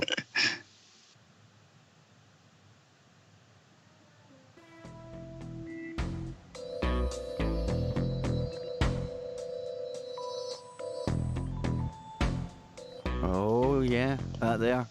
And there's the anthem of the creepy clowns. Ah, we are in a clown world, Scott. And I thought I'd take the clown music to the kind of creepy levels that 2020 deserves. Do you like that track, man? It's very unnerving. That's all I gotta say. It invokes some very, very uncomfortable feelings. Yeah. I think that will be adopted as the Freaky Friday tune very, very soon. Yes, indeed. Okay. That's what they play in the elevator on the ship that sails to Speculation Island. How ominous would that be? Enjoy your voyage, ladies and gentlemen, and then that kicks in, and you find out the ghost ship is like manned with creepy clowns. Oh my goodness. Excuse me, it's ma'am. And some of them as well. Can you believe it, dude? But back Difference? back to Freaky Friday before it becomes unhinged. I want to take you to the kind of realms of pole shift, Scott. You were totally in agreement with Kevin when he was going over the is it magnetite that you find in rocks that points north, the polarity it kind of shows you, and that's how they can tell, you know. But these things have been recorded, right, Scotty? And I mean, it does suggest that in the past there's been quite violent pole flips, quite sudden. And I mean, the question is, and I know it's speculating, but it is Freaky Friday. With everything Kev was saying about the moon, the tilting of the planet, we've talked for years about the poles wandering. They wander, right? But where are we at, Scotty? Well, first, I think we need to distinguish that there's a difference between the physical rotational axis of the planet and then the magnetic axis, or the magnetic poles of the planet. And there's things going on with both of them independently that is interesting. You know, one, first with the actual physical axis, this wobble that I was talking about earlier, where, you know, the Earth seems to kind of tilt a little bit and then, you know, tilt the other way just a little bit, and there's this cycle that goes on that way with the actual physical rotational axis. But then you have the magnetic poles, and those constantly wander around. They're never at a fixed location at any given moment, you know.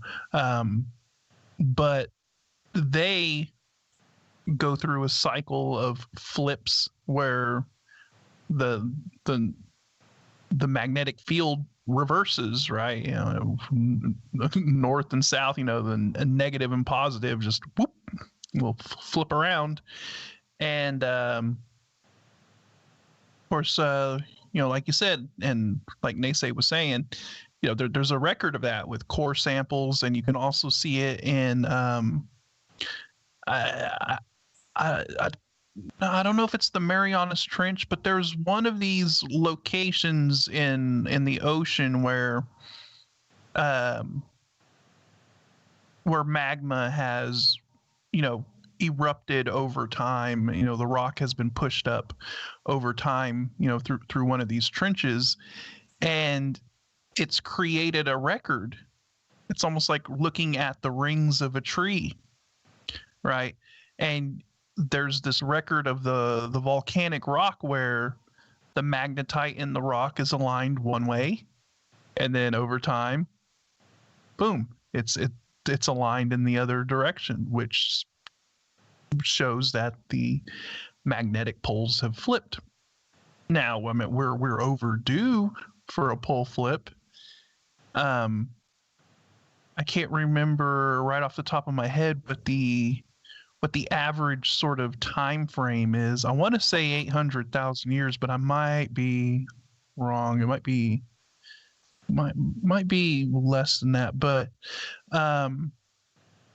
either way, I mean, we're in that time frame where it could happen, and so you've seen a lot of talk about the magnetic pole. The northern magnetic pole has been. You were only 20,000 years out, brother. The last one was 780,000 years ago. And when you're dealing in numbers like that, I think there's a plus or minus at least 20,000 either way. You were there. Yeah, I doffed my cap. Excellent. And my brain was still able to recall some of that information on it. All right. So yeah, we're in that time frame. Definitely in that time frame, and like I said, we've seen, all this talk about, in a lot of the actual evidence of the northern magnetic pole has been drifting more and more towards Siberia, and it's continuing to wander, and I believe it's accelerating. It's not slowing down. It's actually moving a little bit faster each year, and it's a question of, is this going to be the time when the poles decide to flip? And I would assume it would kind of inch closer and closer and closer, at a kind of a steady interval, and then when it finally decides to flip, it's going to do it in a very quick, dramatic fashion, right? Like just a boop, just a really quick. Does that have any effect on our mind? Bearing in mind there's like electrical signals going through our brains, and sometimes it syncs up with the Schumann resonance, and I would think that is going to have a pretty dramatic effect on all life on the planet, because we're wired for the polarity the way it is, right? Yes, we're wired for the way the poles are aligned right now. And I mean, I can only imagine what that would do to especially like migrating birds and sea life and everything that is not the octopus. Don't go there. Anything that is. I would like to add on with what you were just saying there, Kevin, because the parameters of how our body works is in correlation with the electromagnetic fields of the earth. And so our bodies are designed to work under these specific polarities. So imagine if that electromagnetic pole shift occurs, that's going to change the polarity. Because if you denote one being positive and the other one being negative, if it flips, then that's going to cause a difference in the polarities. And imagine if we just break apart into nothingness because of our polarity not being able to hold us together on the quantum level. Bam, dude. We just all disappear. We return to dust, Scott. Back to dust, man. What if the poles flip and we just blip out? Nice. Like we just poof. There we go. We're break on through to the other side. The big blue. Yeah, we just instantly phase out into a black hole. All of our information smeared along that accretion disk, Scotty. Just waiting for some big hologram to come in. Whoop-ah! We're back again. Yeah, but I ponder if we are taking all of these precious metals and minerals out of the earth and we're over mining the earth, isn't that changing the polarity of certain continents and stuff? So then if some kind of polar shift occurs, is that going to cause these continents to do some crazy shifting themselves? I think that there'd be a difference between the polar shift and the kind of the crustal shift, isn't there? Yeah, I think it would just have more of an effect on anything that is wired in biologically to be in tune with the magnetic field.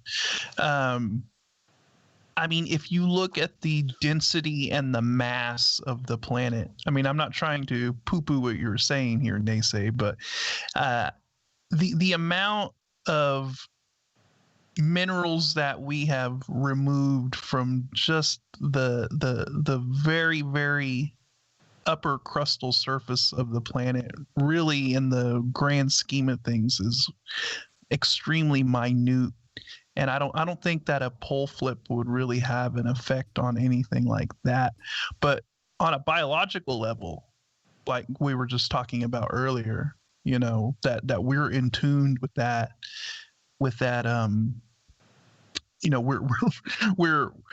we're tuned in with the way that the poles are right now, aligned. And so when that flips, I don't know what that's going to do. I mean, wouldn't it be beautiful if it activated that other percent of our brains that we allegedly don't work? Oh no, that'd and be we terrifying. get back all of these telepathic abilities, and that'd be cool. That'd be cool if we could like put some kind of governor on it, though, because I truly think if we were given 100% of this bad boy, I don't know if we could handle that.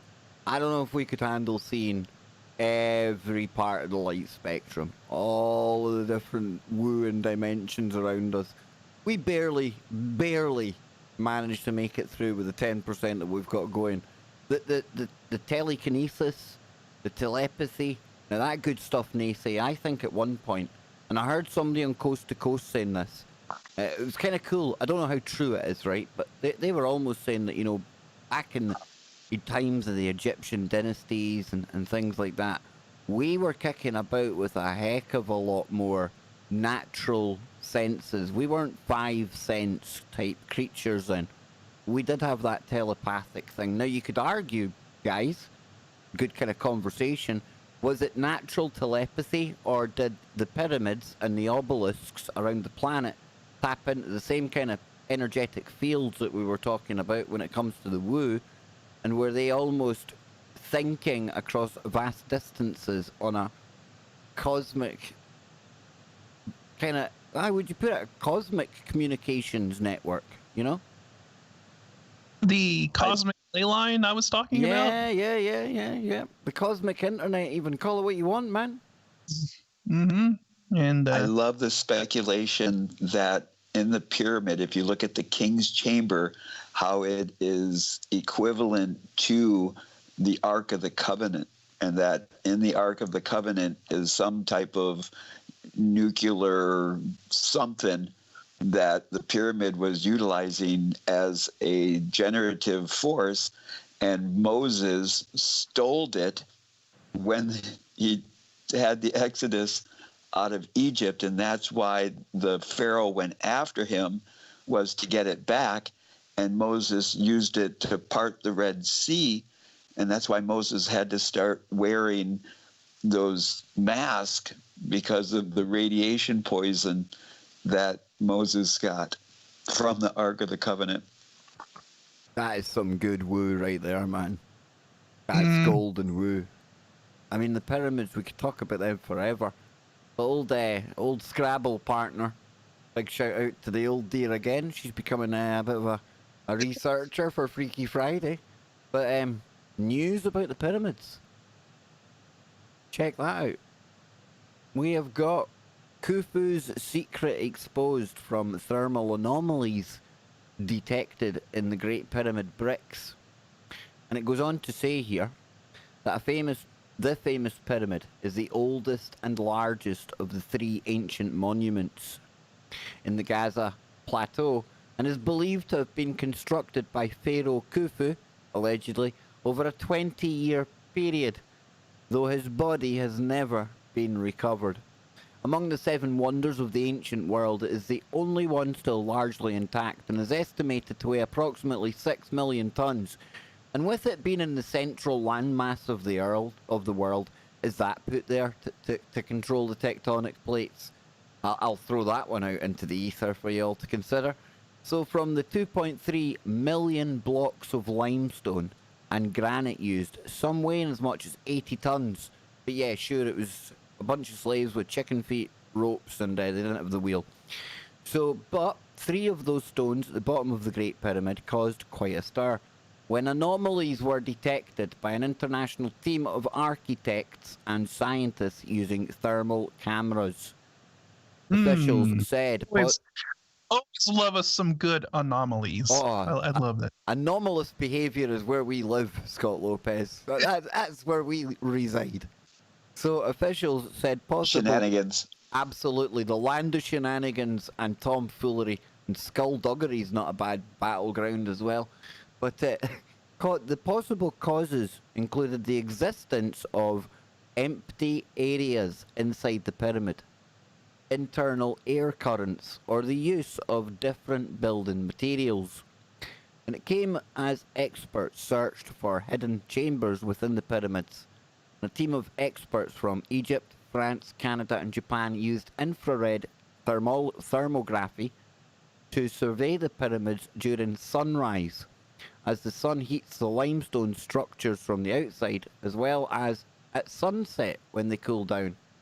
And they kind of show you the bricks in question. It says in a statement, the Egyptian Antiquities Ministry said experts had concluded that the existence of several thermal anomalies that were observed on all monuments during the heating up or cooling down phases.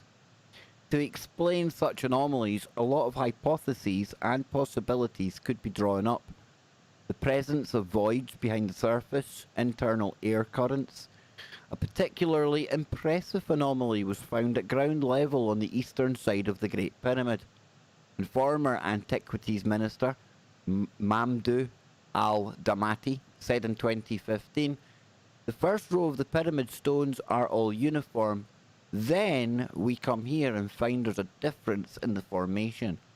Khufu will offer us one of its secrets. Now guys, when you've got like the base of the pyramid, you've got all uniform and pretty all like engineering absolute wonders going on. And then you come across 3 bricks, 3 big blocks that just ain't looking right. They ain't sitting right. They ain't looking right on thermal cameras. I think there may be a clue there right enough now. What the clue is, I don't know, but we're still waiting to find out. Remember that the scan disc, or sorry, the scan pyramid project, Scott, where they found the anomalous, another anomaly, the anomalous void? We still didn't find out what that was. Yeah, they used some, what was it? It was like LiDAR, wasn't it? Nah, it was something really, really wild. Like particles. Yeah. Oh, what was... There was a name for it, man. Yeah, the way these particles were traveling through the pyramid, and something about the speed of them penetrating through the pyramid, and they found through that they were able to conclude that there was this anomalous void in the pyramid. And so now we have this sort of technique that's being used that suggests that there's another void of some sort or some kind of anomaly in the pyramid. There's a lot of stuff in there that we just haven't been able to figure out what it is. Go ahead. We never got the answer when they put the robot going up the shaft. I know, I watched that. Remember that, Kev? Remember it? Remember the big fanfare? There was a block, and they couldn't get through it. But you know what? To bring back my Anishinaabe, did you guys know that in some of the pyramid dwellings and temples, they found copper that through researching its components or particulates, they said that this copper is from Wisconsin. Whoa. Wow. That they found copper in Egypt that was from Wisconsin. And my ancestors talk about trading with people that came up the Mississippi on huge, large barges, and they believe it was the Phoenicians. Now we're getting to the woo. Now we're getting there, Scott. Now we're there, man. See, I'm telling you, all of these ancient cultures were interacting with each other back in the day. That they weren't isolated. There wasn't. They weren't just, uh, just existing in their own little pocket without interacting or knowing what was going on around the planet. No, there was a lot of interaction going on. That's why you see common architecture, common building techniques. Why do you think so many different civilizations were building pyramids and building things with the same same shapes, and all of their mythos and legends and tales were all had these commonalities to them. They were totally interacting with each other, and then you have people like Christopher Everard, in his book Stone Age Psychedelia, discussing the Olmecs and how it appears the Toltecs and the Olmecs. Oh yeah. Yeah, and how they were traversing and trading with the Egyptians, because how do you explain the traces of the Colombian marching powder being found in a pharaoh when the coca leaf was El Chapo was a time traveler. Even tobacco. There was tobacco that was found in Egyptian, and that's a North American plant. But I wrote my senior paper in college. It was called Dam Engines, and it was the exploration of the Hoover Dam holding back more than just water. And from my research, one of the reasons why the Army Corps of Engineers selected specifically where the Hoover Dam is, because they wanted to flood where Lake Mead is now, because there was an ancient dwelling site there that blew away the entire Bering Straits theory. And now these ancient dwellings are like under 80 feet of silt and mud. I've never heard that one before. Scott, have you heard of that one before? That's pretty good, pretty cool. Woo. The Hoover Dam. I mean, for me, aside from the woo, this is one of our engineering wonders of our world. For me personally, I kind of like the whole engineering, architecture, building stuff, and as a project, I mean, come on, dang, dude, or should I say, damn, dude, that's impressive, right? Well, there was 3 different locations that would have been less expensive and easier to build, that they just said no. And then if you think of Rockwall, Texas, have you guys heard of that? Rockwall, yes, we've done that one. That rung a bell right away there. Right, yeah. And then if you look at the largest earthen pyramid in the world, it's in St. Louis in North America. Yeah, and then there was also, if I remember correctly, pyramids found in Wisconsin below some of the and so yeah, I mean, we are excavating some top-notch woo here, gentlemen. Dang, pyramids, Wisconsin, underwater. What are we talking about here? Wisconsin. Spelunking down the rabbit hole. Yeah. Before we go too deep, let me give you a little bit of, while I'm thinking about this, Kev, a little bit of just a little bit of mind meltage, possibly, for you to kind of think about. Your book that you've been enjoying lately. For the second time. Hybrid Oh, you see, the hybrid humans, the AI knows that's not my face. Won't show me. Clever AI. Scientific evidence of our 800,000-year-old alien legacy. Isn't it interesting? Isn't it interesting that that number coincides with just around the last time that the pole flipped? So any beasties that came here, yeah, if they came and engineered us, Scott, maybe they were waiting for the pole flip. I was just about to say that. I was like, what was that little number that was mentioned in that book of yours? 800,000 years. You can't see it on there, but it's 800,000 years, my friend. And then what is that? What is that time frame of pole flips? And could it be that they set out from the Pleiades because they knew that this planet that hosts life, as majestic and as brilliant and as amazing as it is, and these master scientists came here to help us through that time, to maybe tweak us a little, get that old, get the old meat suits ready for the polar flip.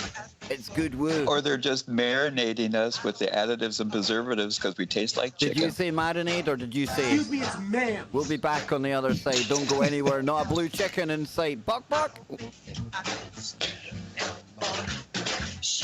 Yes, indeedy. Yes, indeedy. Damn.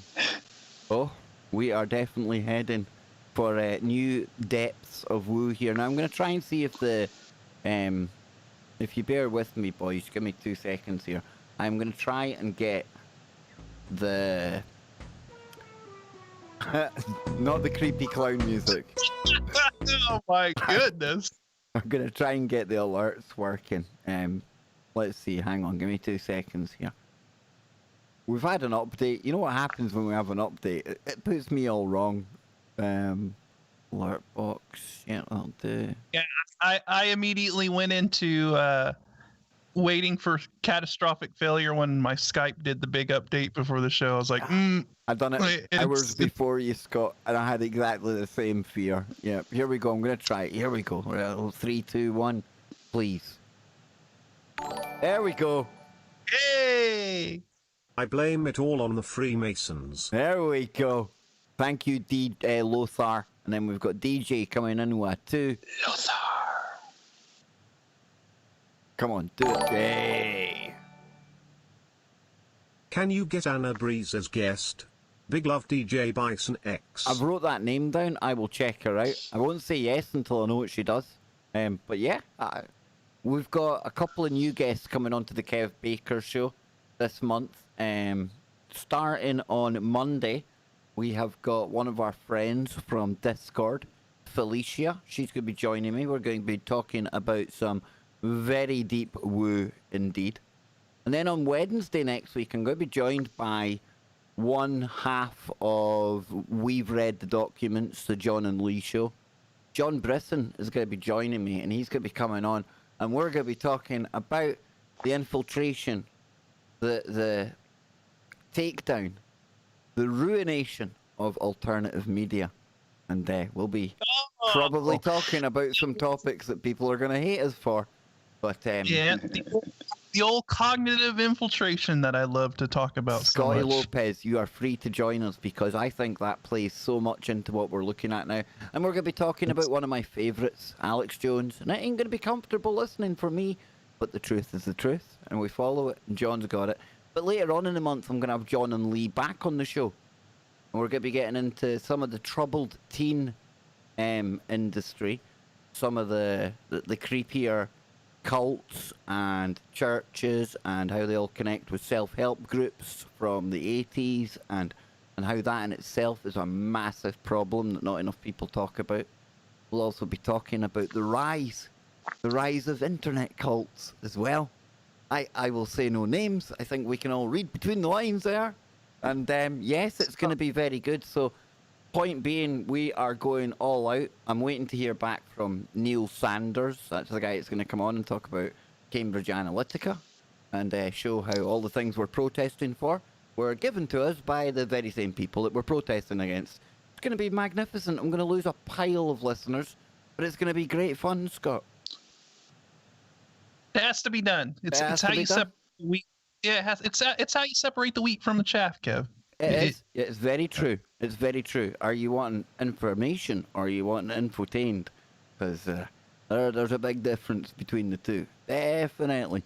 But we're going to go back to the network in a moment. We've got 1 hour to go. Am I so glad that Kev reached out this week and said, Kev, can I come and join you on Friday? Absolutely, man.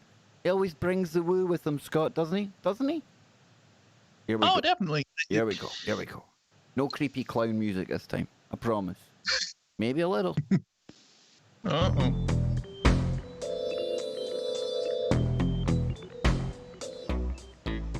Freaky Friday. Oh, I like that. I like that. Yes, we're back. We're moving into the final hour of the #1 abnormal paranormal show in this world and the next. And I must admit, I don't go onto Facebook much, but you know when you go in there to look at messages, you see one post at the top. It's unavoidable. And this time it was one of those ones where it asked me, do you want to share a memory, Scott? And it's funny because here we are talking about pyramids. We're talking about, ancient Egypt. And yesterday was the 2-year anniversary of our very own Chris and Cherie Geo coming on the show to talk about resetting the Matrix, their trip to Egypt. And the thing that really sticks out in my mind about that whole show is that halfway through it, Chris and Cherie were simulcasting to Facebook. And we got cut off. And everyone got a really weird message that said, this stream, this video, has been blocked in your country and 210 plus other countries. Now, it doesn't matter what kind of count you go for. Remember that. Yeah, there's a problem. There's a discrepancy in the math. So we like to joke that that was the show that got us banned, not just in this world, but in many countries in the other world as well. Yep, go figure. That's how we roll here. That's what it's like on TFR. We take things to the next level, the next degree, if we want to get Masonic about it. I'm only trying to trigger you, Lothar. So, Kev, Scotty, I'm going to come back to you guys because, Scott, I mean, I've been doing this a long time now. Maybe we've talked about this before. It doesn't ring a bell with me. Pyramids, Wisconsin, underwater. We've looked at pyramids in some obscure places in the world. I don't remember this. The person who who pointed me towards this and brought this to my attention a couple years ago was our friend Kriston Harris, because he lives in Wisconsin, and he was big into and I'm assuming he still is interested and likes to research a lot of the giant, the topic of giants and a lot of that sort of topic. And Nephilim. Yeah, Nephilim, man. Kriston is all about it. And ancient history and everything being hidden from us, and the stuff that went down back in the day is not what we're being taught, right? And so it was Kriston that had brought that to the table and was saying, hey, they found pyramids. They found pyramids down in the bottom of some lake or something here in Wisconsin. And I was like, whoa, really? So I'm sure well, yeah, there you go, right there. You dug up a little information on it. I'm not going to read all of it. Yeah, I'm not going to read all of it, Scott. I think this is just absolutely fascinating, though. Rock Lake, at some 1,300 acres in western Jefferson County, is only about half the size of Pewaukee Lake. Its water is murky, a screen of silt and algae stirred up by the weather. And Lake Mills, the town on the eastern shore, has had several businesses with the word pyramid in their names. Pyramid City Driving School, Pyramid Silo Services, and the Pyramid Motel. But you won't see any pyramids above ground level. You have to look under the water. So the Lake Mills Chamber of Commerce has promoted a legend that large stone structures lie beneath Rock Lake.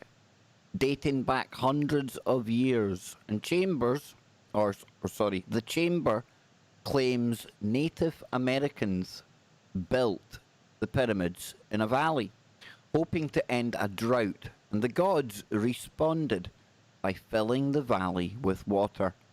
The modern history of that legend began in the early 20th century when a variety of divers and local fishermen reported seeing structures in the lake that looked man-made. Most famously, Wisconsin diving pioneer Max Knoll dived into the lake in 1937 and came across a stone structure that looked like an upside-down ice cream cone. Several expeditions between the late 1990s and early 2000s resulting in a series of tantalizing photos but no conclusive evidence.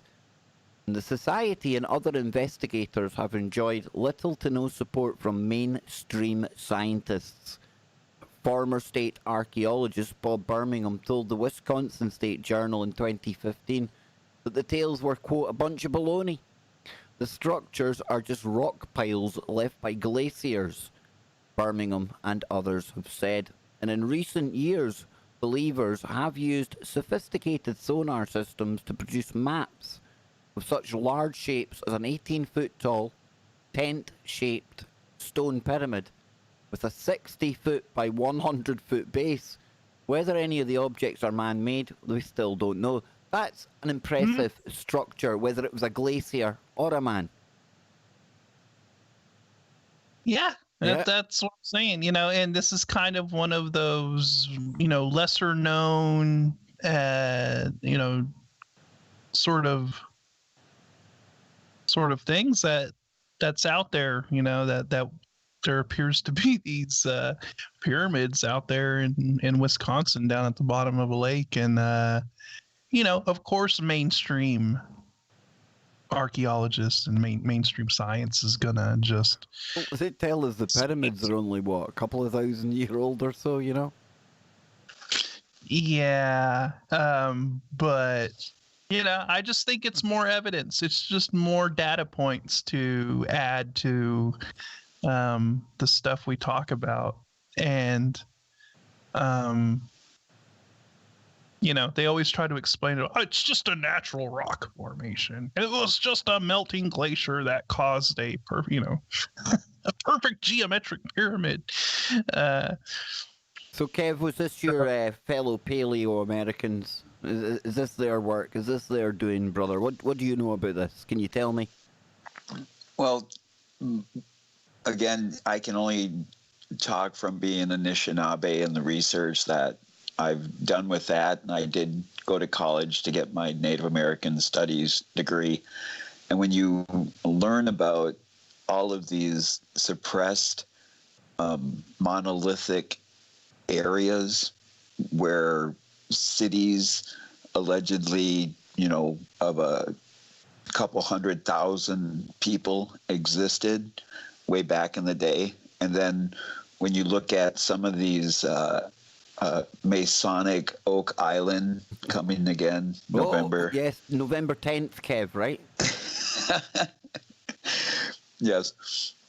And when you look at this and some of these writings of the early explorers, like Medicon Vespucci, I think his name was, when he talked about visiting the giants, because allegedly my ancestors, the men were over 7 feet tall and the women were over 6 feet tall. And Vespucci talks about meeting these entities that were almost 3 times the height of Europeans, when the average height of the Europeans back pre-1300 was 5'2". So imagine you come to North America and you see these Paleo-Americans of huge height. How would you be able to fight against them?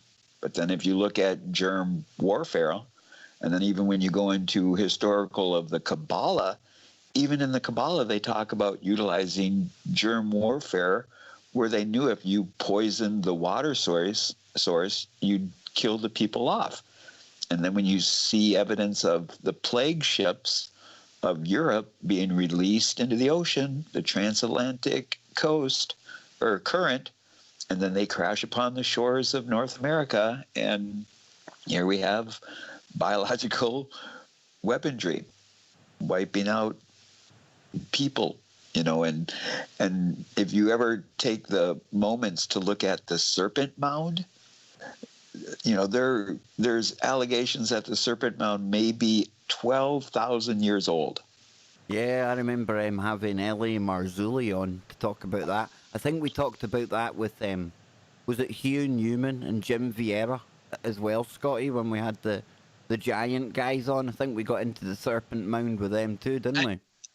I think so. Yeah, I mean just the whole thing with the serpent mound is pretty crazy. That really is, Yeah, and it seems to be much, much older than what we're being told. You know what's interesting about that might be actually little well known, and I think should be better known, is that on December 21st, 2012, you had one of the actual Mayan elder shaman come in and doing ceremony at the serpent mound. But they actually held a ceremony on that day, that very significant day, with a Mayan elder there. I don't know, that just seems significant for some reason. So this March, oh, I'm sorry. On you go, brother. On you go. So this March, because you know how I always talk about the solstice and the equinox, and those dates, those calendar dates, are not in correlation with the greater cycles, because the moon and the earth and the sun, they don't care about our calendar dates. So this March in the spring, me and my buddies were trying to get to the serpent mounds, and we wanted to go there 2 weeks prior to March 21st, when allegedly the spring equinox is. And so we were looking there, and my buddy was looking for hotel rooms, and they were all supposedly booked up on what we calculated to be the equinox. And when we tried to get a hold of the facility of the serpent mounds for like this 4-day period, they weren't answering their phones. And my speculation is they don't want, the powers that should not be, they do not want us to become synchronized in these greater cycles, because I do believe when we synchronize to these greater cycles, we fine-tune ourselves in to the greater spans of what's going on. And if they can keep us disrupted through the illusion of time and dates and calendars, because why is it that the powers that should not be still utilize a different calendar system to claim what the year is, but yet we go by the Gregorian calendar?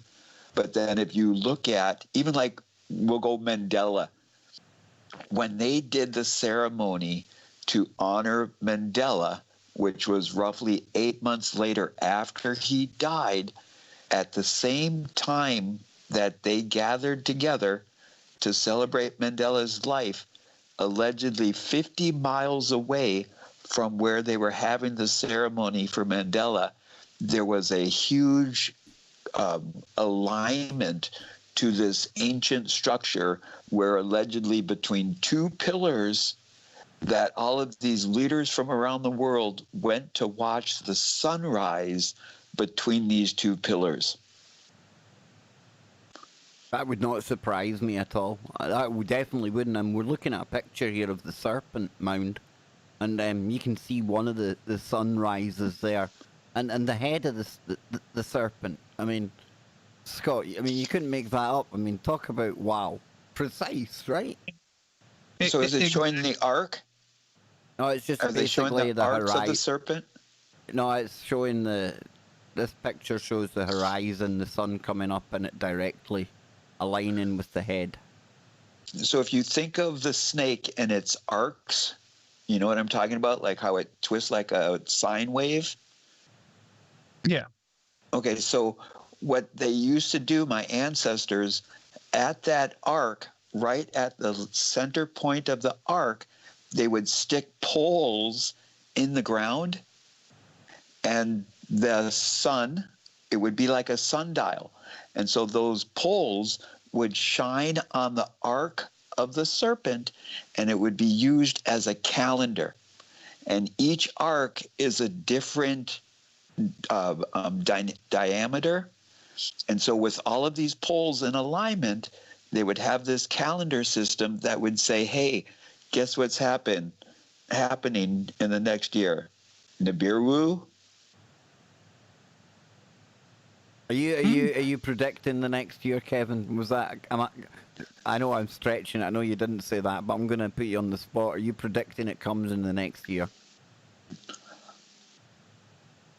Oh, don't do it. Don't do it, man. Don't do it. It's a loaded question. Don't do it. I know it is, but I do believe, think, and feel that in our children's lifetime, they are going to witness something that can possibly go one way or the other. And I want to hope and believe that it's going to be a positive thing, but it's known in our history of the earth that apocalyptic or cataclysmic events occur. And so who knows to what extreme it could be. But even if it was just a flyby of Niburu, if it was close enough to where everybody saw it and they were able to recognize at any moment we could have just been wiped out, if that's something that could collectively raise the consciousness of us collectively, then I would love that to occur. It's going to take more than that to raise the consciousness of social media. That's all I know. If they keep looking down into their mobile device and they don't look up, they would probably say Niburu is a violent, misogynistic planet, and yeah. I'm telling you, man, they would creep it out. They would make Niburu creepy, Scott. You know what? Being that it's 2020 and all of the craziness that's going on. You're going to put that on your list for the end of the year, man? No, I'm just saying. As much as I kind of poo-pooed Niburu in the past, it's kind of good to revisit it and give it a shout. Yep. We haven't talked about it forever, dude. We haven't talked about some good Niburu in a while, and lens flares on people's iPhones aside. If it was to occur, the only speculation that I will put out there is that it's going to occur on an equinox and not a solstice. Because from my research, all of the indigenous people around the world, they held a lot more revelry for the equinox. And if you look at a lot of these ancient people, they talk about the spring equinox in the northern hemisphere was the celebration of the beginning of the year, and the fall equinox in the northern hemisphere, but in the southern hemisphere, that's their beginning of the year. And because if you think of it in the dichotomy, the solstice are the dichotomy of greater light and greater darkness. And that is too polarizing, whereas the equinox is all about finding balance, which is always a better place to start from. Yeah. Now, I was just showing there, myself and Scott, we often joke and laugh between ourselves about still images versus video. And when you take a still image, you can do it. You can practice this tomorrow. Maybe the sun's still out. Maybe it's still daylight where you are. Play about with your phone in the sky, and take some photos, and you're going to see that lens flare anomaly thing. And that's why myself and Scott kind of laugh sometimes, because one that I pulled up there, they've got a big arrow pointing at a lens flare. It's a still image, but they've conveniently forgot to point to the other lens flare that's right beside it, unless it's two Niburus coming. And of course, if you were to show a moving image of this, like a moving video, we've all seen how lens flares act. It would soon, it doesn't look as interesting when it moves all about the screen, right? Yeah, and look, I mean, it's stuff like that kind of made a mockery and a joke of kind of the whole Niburu topic, right? But, honestly, though, I think that there probably is something out there that does cross through our solar system on on this cyclical pattern, and we've seen, we've had the announcements of Planet 9, right? And if it wasn't for them making, stripping Pluto's planetary status, it would be Planet 10 or Planet X, right? So, I mean, they're definitely, I think there is something that traverses and crosses through our solar system. It's in a very strange elliptical pattern that puts it on like these thousands of year time scale before it actually, swings around and crosses through. But it's definitely something that people, you're not taking photos of it with your iPhone or anything like that. It's something we can't see with the naked eye by no means whatsoever. And the only time we're gonna really be able to get a grasp of what, and see that is when it's actually really kind of coming into our that solar could system. be, Even then, you think about it, Scott, that could explain for like some of the stories of battles in the sky. Because if something comes close enough maybe to the sun, plasma discharges, all sorts of things going on in the sky. well, who knows? I'm going with it. it Freaky Friday, dude. We're going with it. Yeah. I mean, I definitely think it accounts for cataclysmic events that have occurred. Because if you have a large celestial body that is exerting its own gravitational forces and things of that nature, it's going to throw things off. It's going to cause a little bit of havoc. And as far away as the planets are in the solar system, they still exert forces on each other. Whether even though Jupiter is so far out, Jupiter has a massive effect on other planets in this solar system. Everything is interconnected. So if something does swing by and swing through, it's going to have an effect. Yes, no doubt. The Jovian Hoover, the Dyson effect, not a Dyson sphere, a Dyson Hoover. Hopefully that'll soak it up. But funny you bring this up tonight, guys, because it's a story that I was going to do a pre-show stream. I was going to talk space. For people out there who might think absolute poppycock, no precedent for this. You don't get stars or planets wandering around, from distant stars. It just can't happen. Well, new story here. An Earth-sized planet is floating around without a star. The universe could be teeming with rogue planets, and we wouldn't even know it. Now, I'm not saying that proves anything with Niburu, but I keep an open mind on it. Like Scott and Kev have said, there's something that causes these periodic cataclysms out there. Could it be some extraplanetary body? Absolutely, why not? What if, okay, so this was an interesting idea I heard proposed, and this was actually from like mainstream, like from kind of a mainstream angle, but I thought it kind of was pretty interesting though. They were discussing whether Planet 9 or this, extra body that is out there that they've detected gravitational waves from, but they haven't been able to actually see if it's actually a black hole. Yeah. A mini black hole. We actually covered that, man. Yeah, and so now if we're talking in the terms of a black hole that might be rotating around our sun in a strange elliptical pattern, Well, a black hole is going to wreak all kinds of havoc if it crosses through our solar system. You know what Right. worries me about this one, Scott? When I first read this story, right, it was talking about like some kind of microscopic thing, really tiny. And then the next time I read a story about it, it was talking about like it was like basketball sized. And I'm thinking to myself, holy crap, that's growing.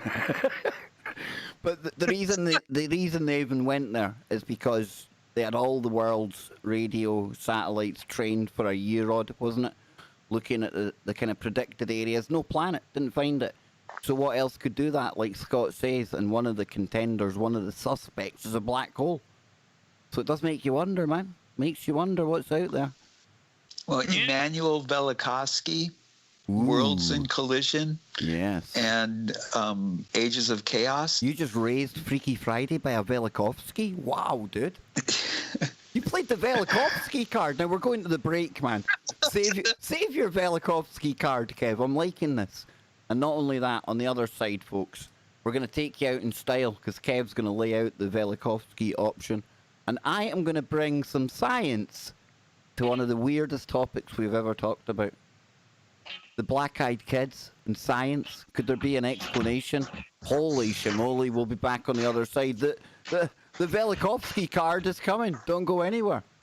From black holes to the black-eyed kids. Only on your #1 abnormal paranormal show in this world and the next. Yes, there we go. Oh, I'm loving it, boys. I'm loving it. You know it's a good Freaky Friday when you're Lena or dropping a Velikovsky in there, Kev. Great work, man. You want to know something freaky? When we were talking earlier about Aleister Crowley, Yep. my computer turned on. Oh, so we've had a Blavatsky, we've had Crowley, we've had Velikovsky. This is absolutely brilliant woo, man. And then when we were on the break, just not the last one, the previous break, all of a sudden I'm sitting here and I got this overwhelming feeling about my daughters.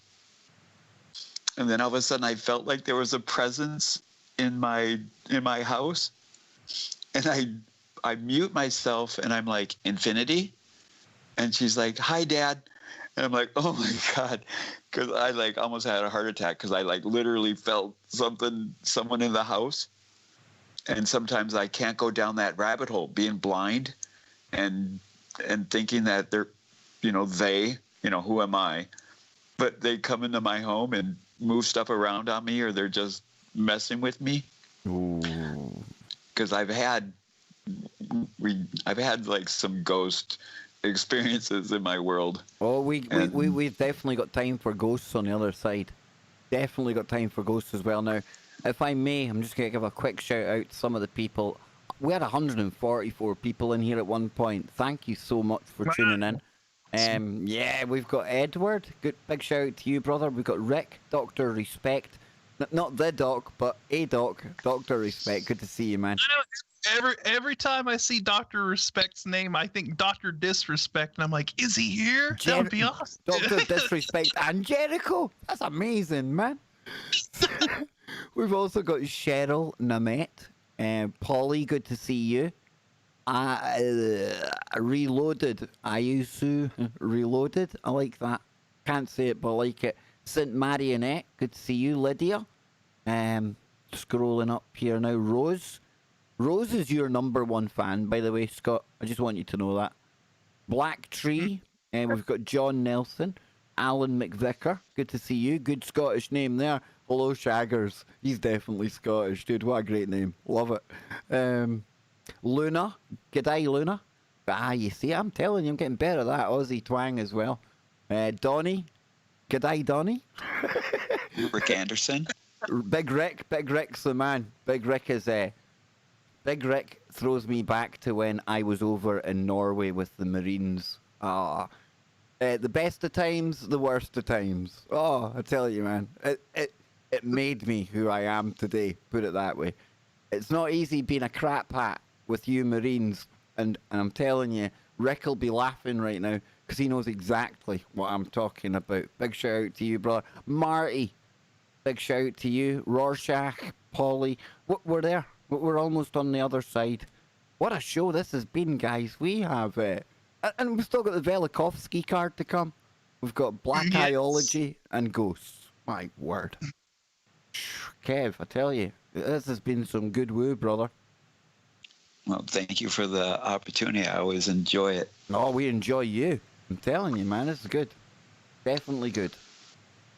Busy Except next I week. can't find my lighter. Busy next week.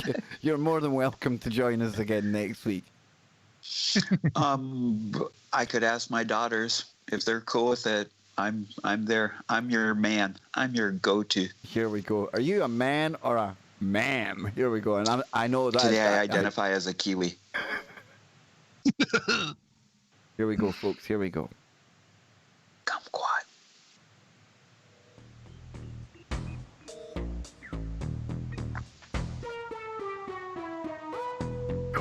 Freaky Friday. There's something about that tone that is horrible. Oh. You. The Crow. That's what it sounds like when you're walking through Goddard Tunnel at night on your way to CERN. That's the noise of particles creating black holes, boys. I'm telling you. There's clowns walking out there. They can't even speak anymore. Portals, I tried to say. I don't know where I was going with that. But talking of portals, how the hell did I segue to the Velikovsky card? There can be no segue. Kev, let me turn this crazy music off. It would spoil the effect. You, sir, you raised the Freaky Friday card table, a Velikovsky, before we went out to the break. Take us into Worlds That Collide, Kev. What's happening, man?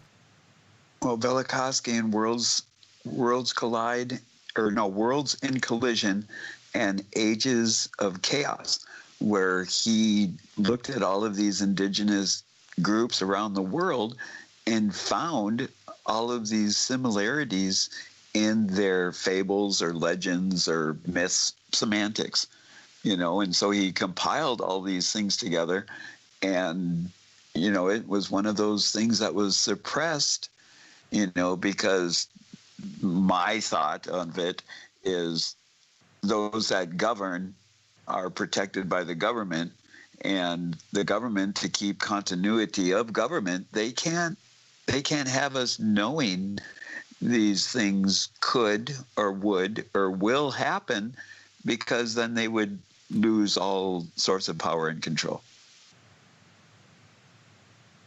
Indeed. Sorry, I was dealing with IRL stuff there, real world cops going, you have to break away from your Freaky Friday when there was a Velikovsky card getting played. Yes. Yes, indeed. Blah, blah.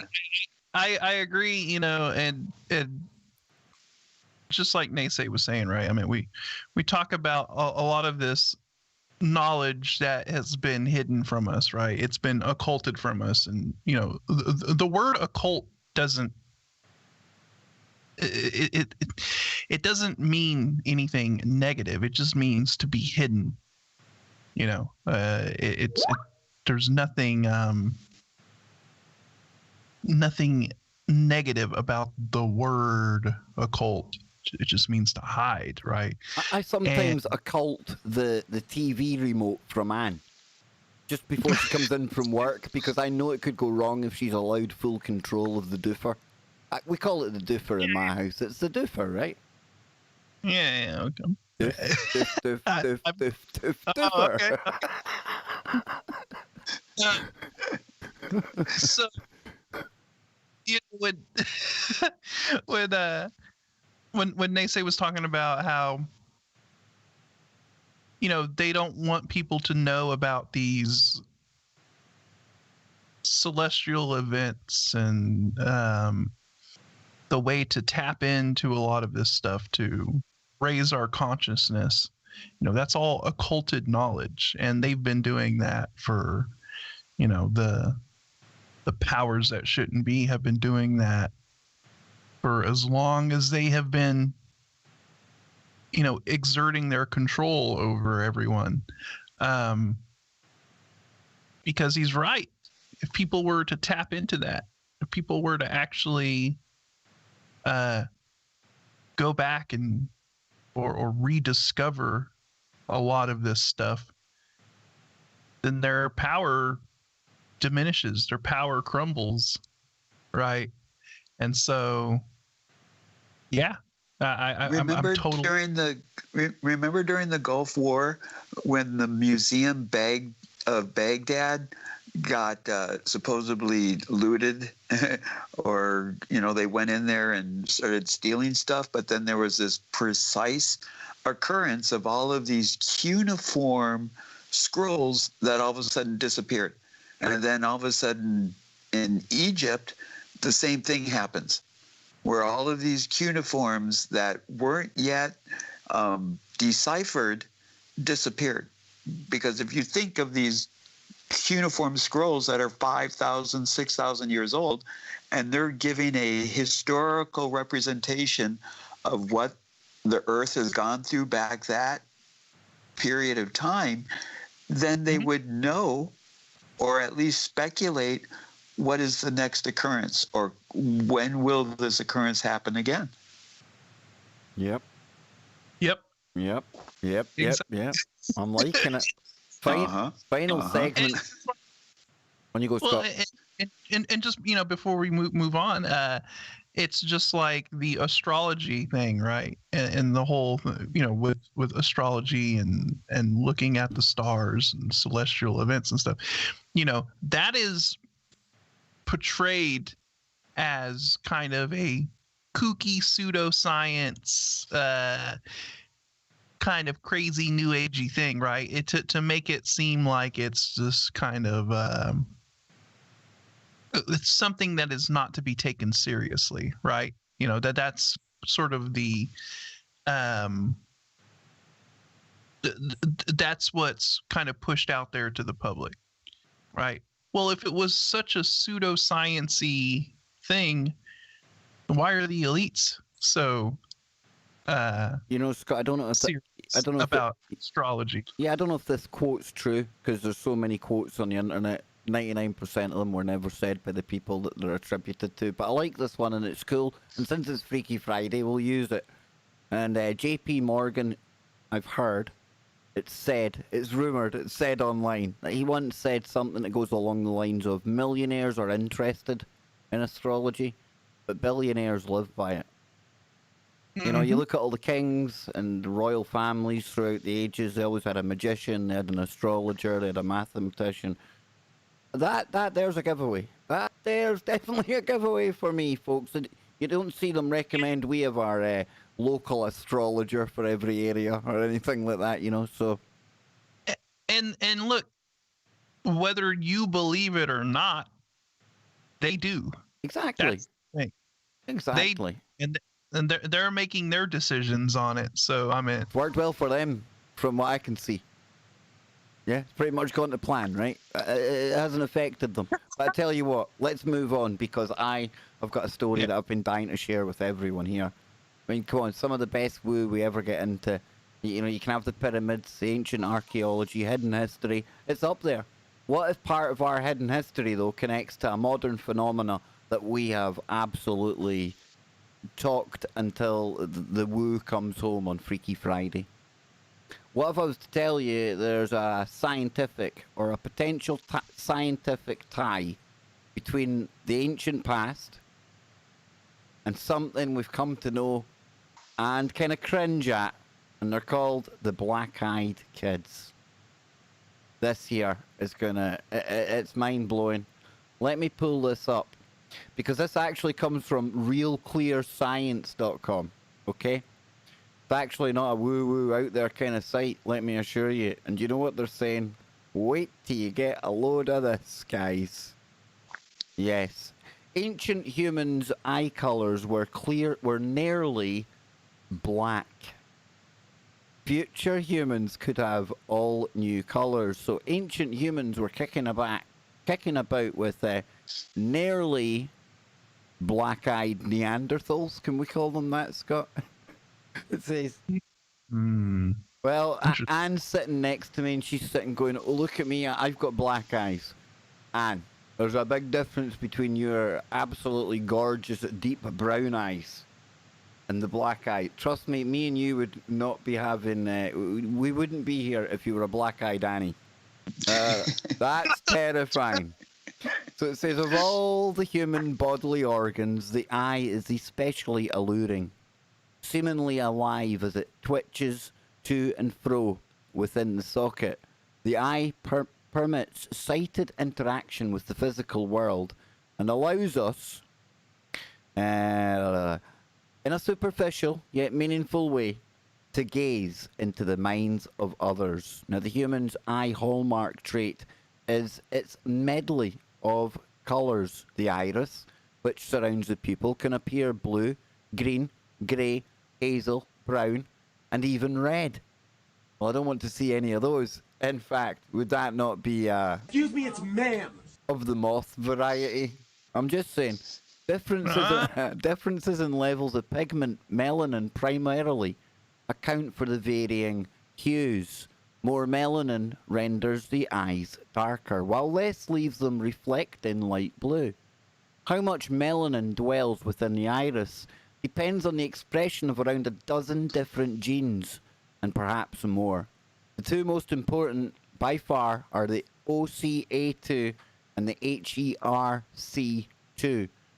OCA2 produces a protein that controls the maturation of melanin producing melanosomes, and HRC2 controls the expression of OCA2. And when humans arose allegedly, and my Australian friends will know why I said allegedly, when humans arose in the Horn of Africa, at least 250,000 years ago, human eyes were extremely dark brown or nearly black. That's because OCA2 is expressed at high levels, in turn leading to the production of more melanin, which coloured skin dark brown and, as a side effect, darkened irises. Brown skin is less likely to sunburn or to develop skin cancer, benefits which served humans well in Central Africa's sunny equatorial climate.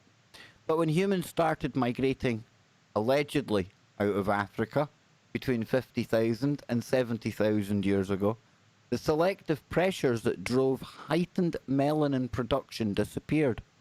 In Northern Europe, where sunlight can be a scarce commodity, I can definitely attest to that, lighter skin tones became advantageous as they allow for more vitamin D absorption from sunlight. This means less melanin in the body, which permitted eye colour to diversify as other genes were blah-de-blah, blah-de-blah. But the point being, guys, I thought it was just interesting that there was a story here about how in the ancient past, ancient humans had black eyes. Now, when you look at the black-eyed children, it says here in the future we're going to have multicoloured eyes, right? Far into the future. What if, Scotty, what if these black-eyed children are in some way connected to all this woo? We've got no idea where these things come from, right? We've got no idea where they're going. Are they out of time? Are they just purely... Freaky Friday. I mean, imagine you're sitting in your car, you're just getting ready to go home, and you hear black-eyed kid with a ghetto blaster and creepy clown music on. You don't need that. No. I can't confirm or deny that with about 4+ grams of pizza toppings, my big brown eyes may have looked black. Yes, it's definitely possible to almost turn yourself into a black-eyed child, no doubt. We've just had a super chat coming in there, and that was thank you, Byron. I was about to say Brian, that's why I hesitated there, so I was right, Byron. He says to get on Terrell Blackstar.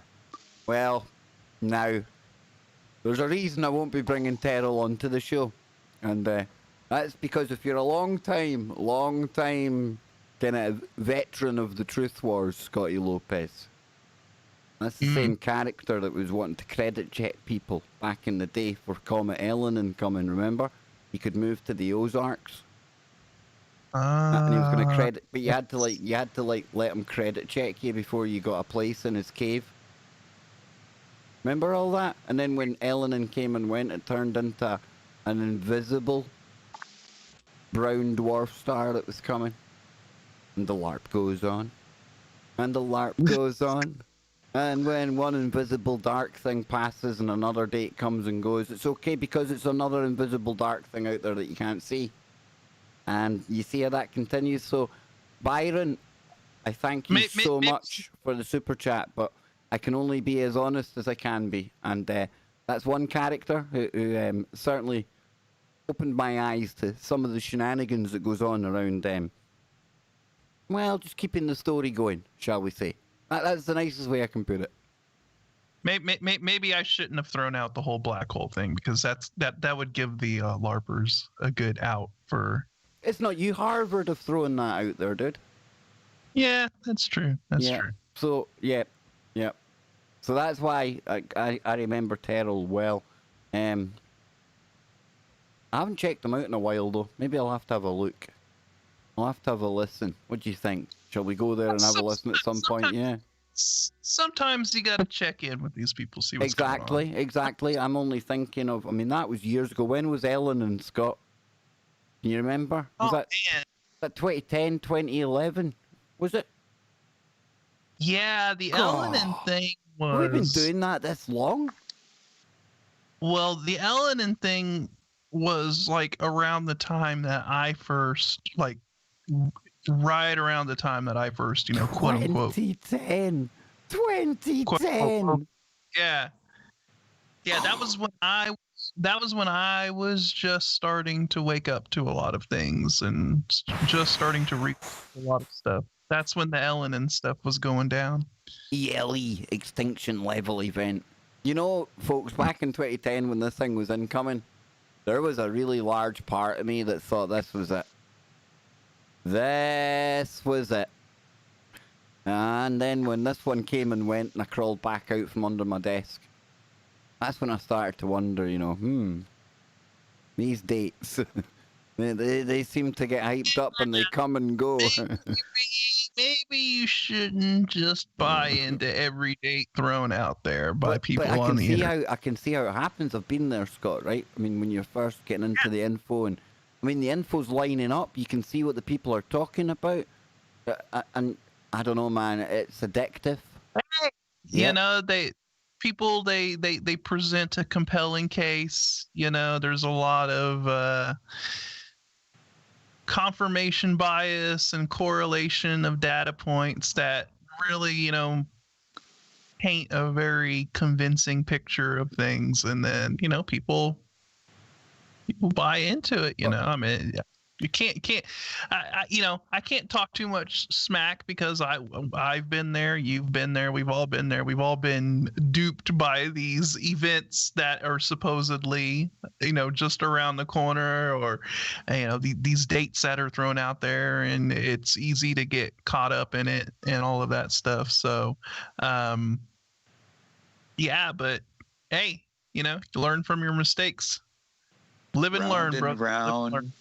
Round and round the cycle goes. When it comes back, nobody knows, but we'll get caught up if we dug a trough and fall into it again. But you know what, Kev?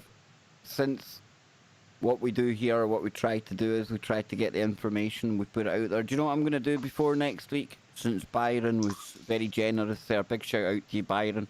Because it's been a few years since I've checked him out. I can't realistically sit here and say he's still on the LARP. So I will. I'll take a look. I'll take a look during the next week. That's what I'll do. It's the very least I can do, and I can assure you, if I think there's anything to what's coming in 2021, as you said there, I'm not sure what he's saying is coming in 2021 yet, but if there's anything, if I think it's worthy, like us covering, I will do. I will do, brother. Absolutely. So that's my mission for the week, Scott. I've got my homework to do. I hope you people out there have done your homework. 1 second, Kev. 1 second. Sorry. I set some homework on a stream yesterday. You've all got to watch my Octopus Teacher, because I'll be back talking about that one day very, very soon. You know, Scott, I was trying to tell my mum last night about this octopus documentary, and about Yeah. 3/4 of the way into it, she had that same look on her face as Anne did. She was sitting thinking to herself, my goodness, what on earth's name has Kev been watching here? But look at the state he's getting into over an octopus. But I hope she went and watched it. Yes, indeed. Telling you. Telling you. Tell you, you did, man. You're the man. You told us. Yeah. The octopus is underrated. Lydia watched it. Lydia was very impressed.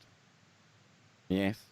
Hmm. It's a masterpiece. It's about one man and one octopus. Telling you, dude. Telling you. Right, so listen, before we go away today, NeSe didn't only drop the Velikovsky card, right? But during the break, he also dropped the ghost card as well. Kev, it's Freaky Friday. Brent Thomas is warming up in the green room. I can see the paranormal portal. It's like twitching. See, like when the Stargate gets ready to open and all the chevrons are all fitting into place. That's what's happening right now, Scott. So I think to warm us up for that walk into the paranormal portal, then, Kev, ghost stories, what's happening, man?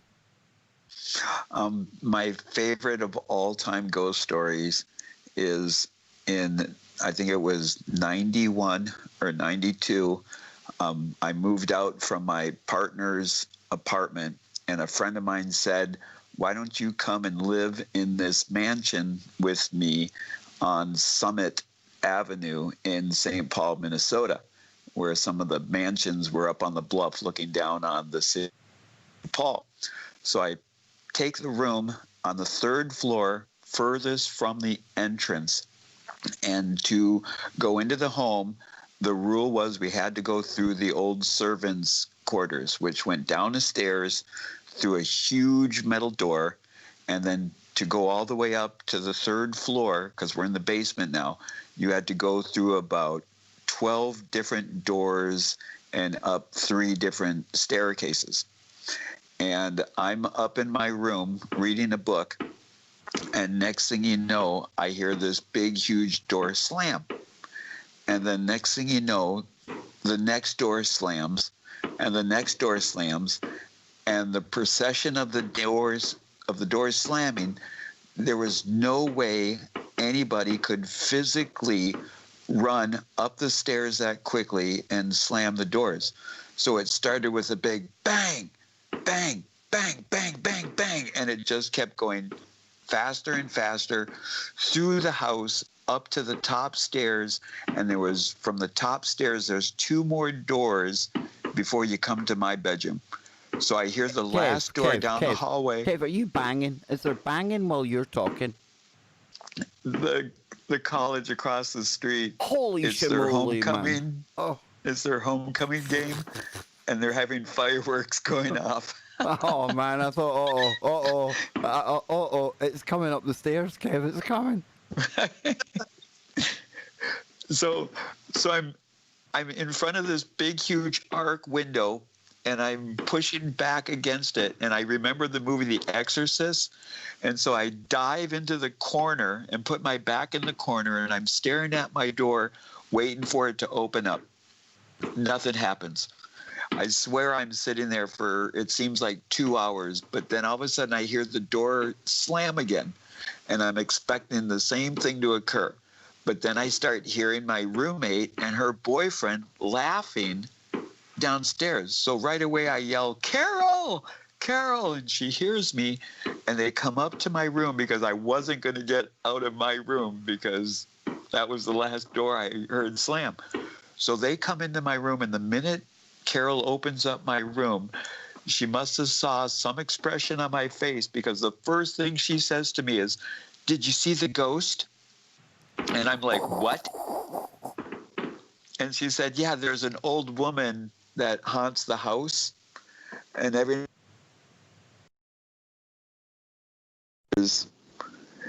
and I said, you think you could have told me this prior, before I moved in with you? And she was like, well, I didn't think you would care. And I didn't.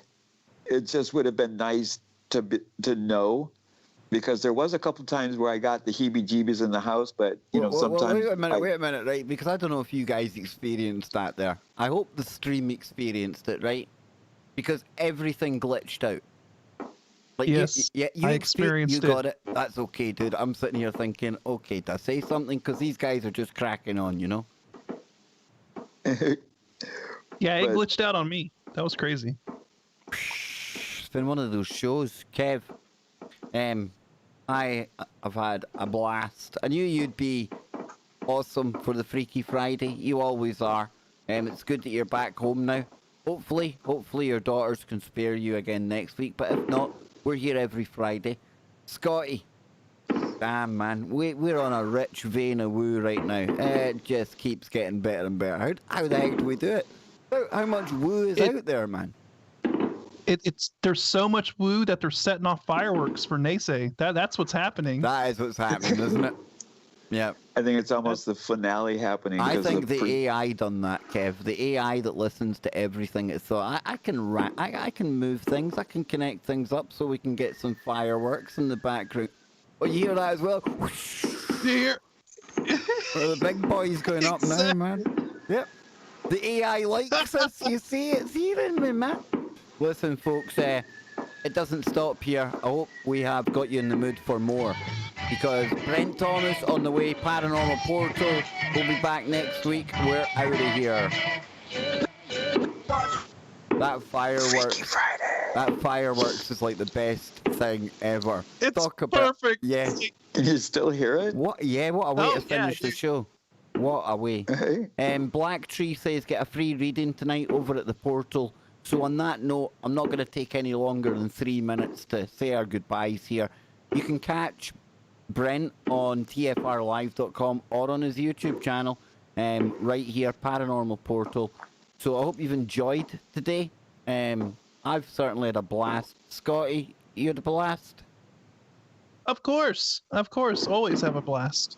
And I mean, NeSe sounds like he's definitely having a blast over there. Yep, he is. He's blasting off. And Byron, I'll play the super chat that came in now before we go away.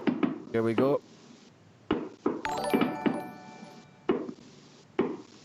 Freaky Friday needs to check out Terrell Blackstar on YouTube May Crossing Event 2021. There we go. I will check that out this week. I fear I won't be impressed, but that's not the point. I will check it out for you, sir. Thank you very much. Thank you to Lothar. Thank you to DJ as well for the super chats. Thank you all for being here. Listen, whether it's super chats, even clicking share, it is such a huge support to the show. Clicking like before you go is a huge support to the show. So whatever way, in your own way, you're all contributing to make this what it is.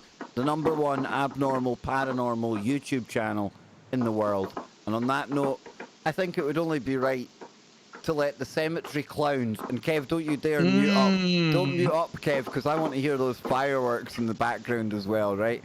So, listen to that. If I could real quick, Kevin. Yep. Hopefully on the new moon of November, there might be a new podcast coming out. #roll the number 4 US. Nice.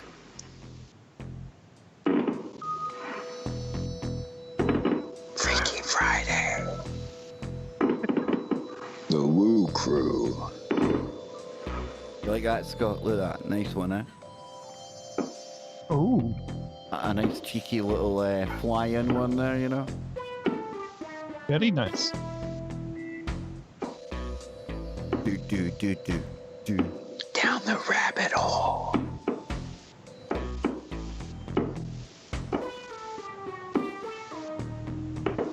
Excuse me, it's Black Ned. Eye Goo. How dare you?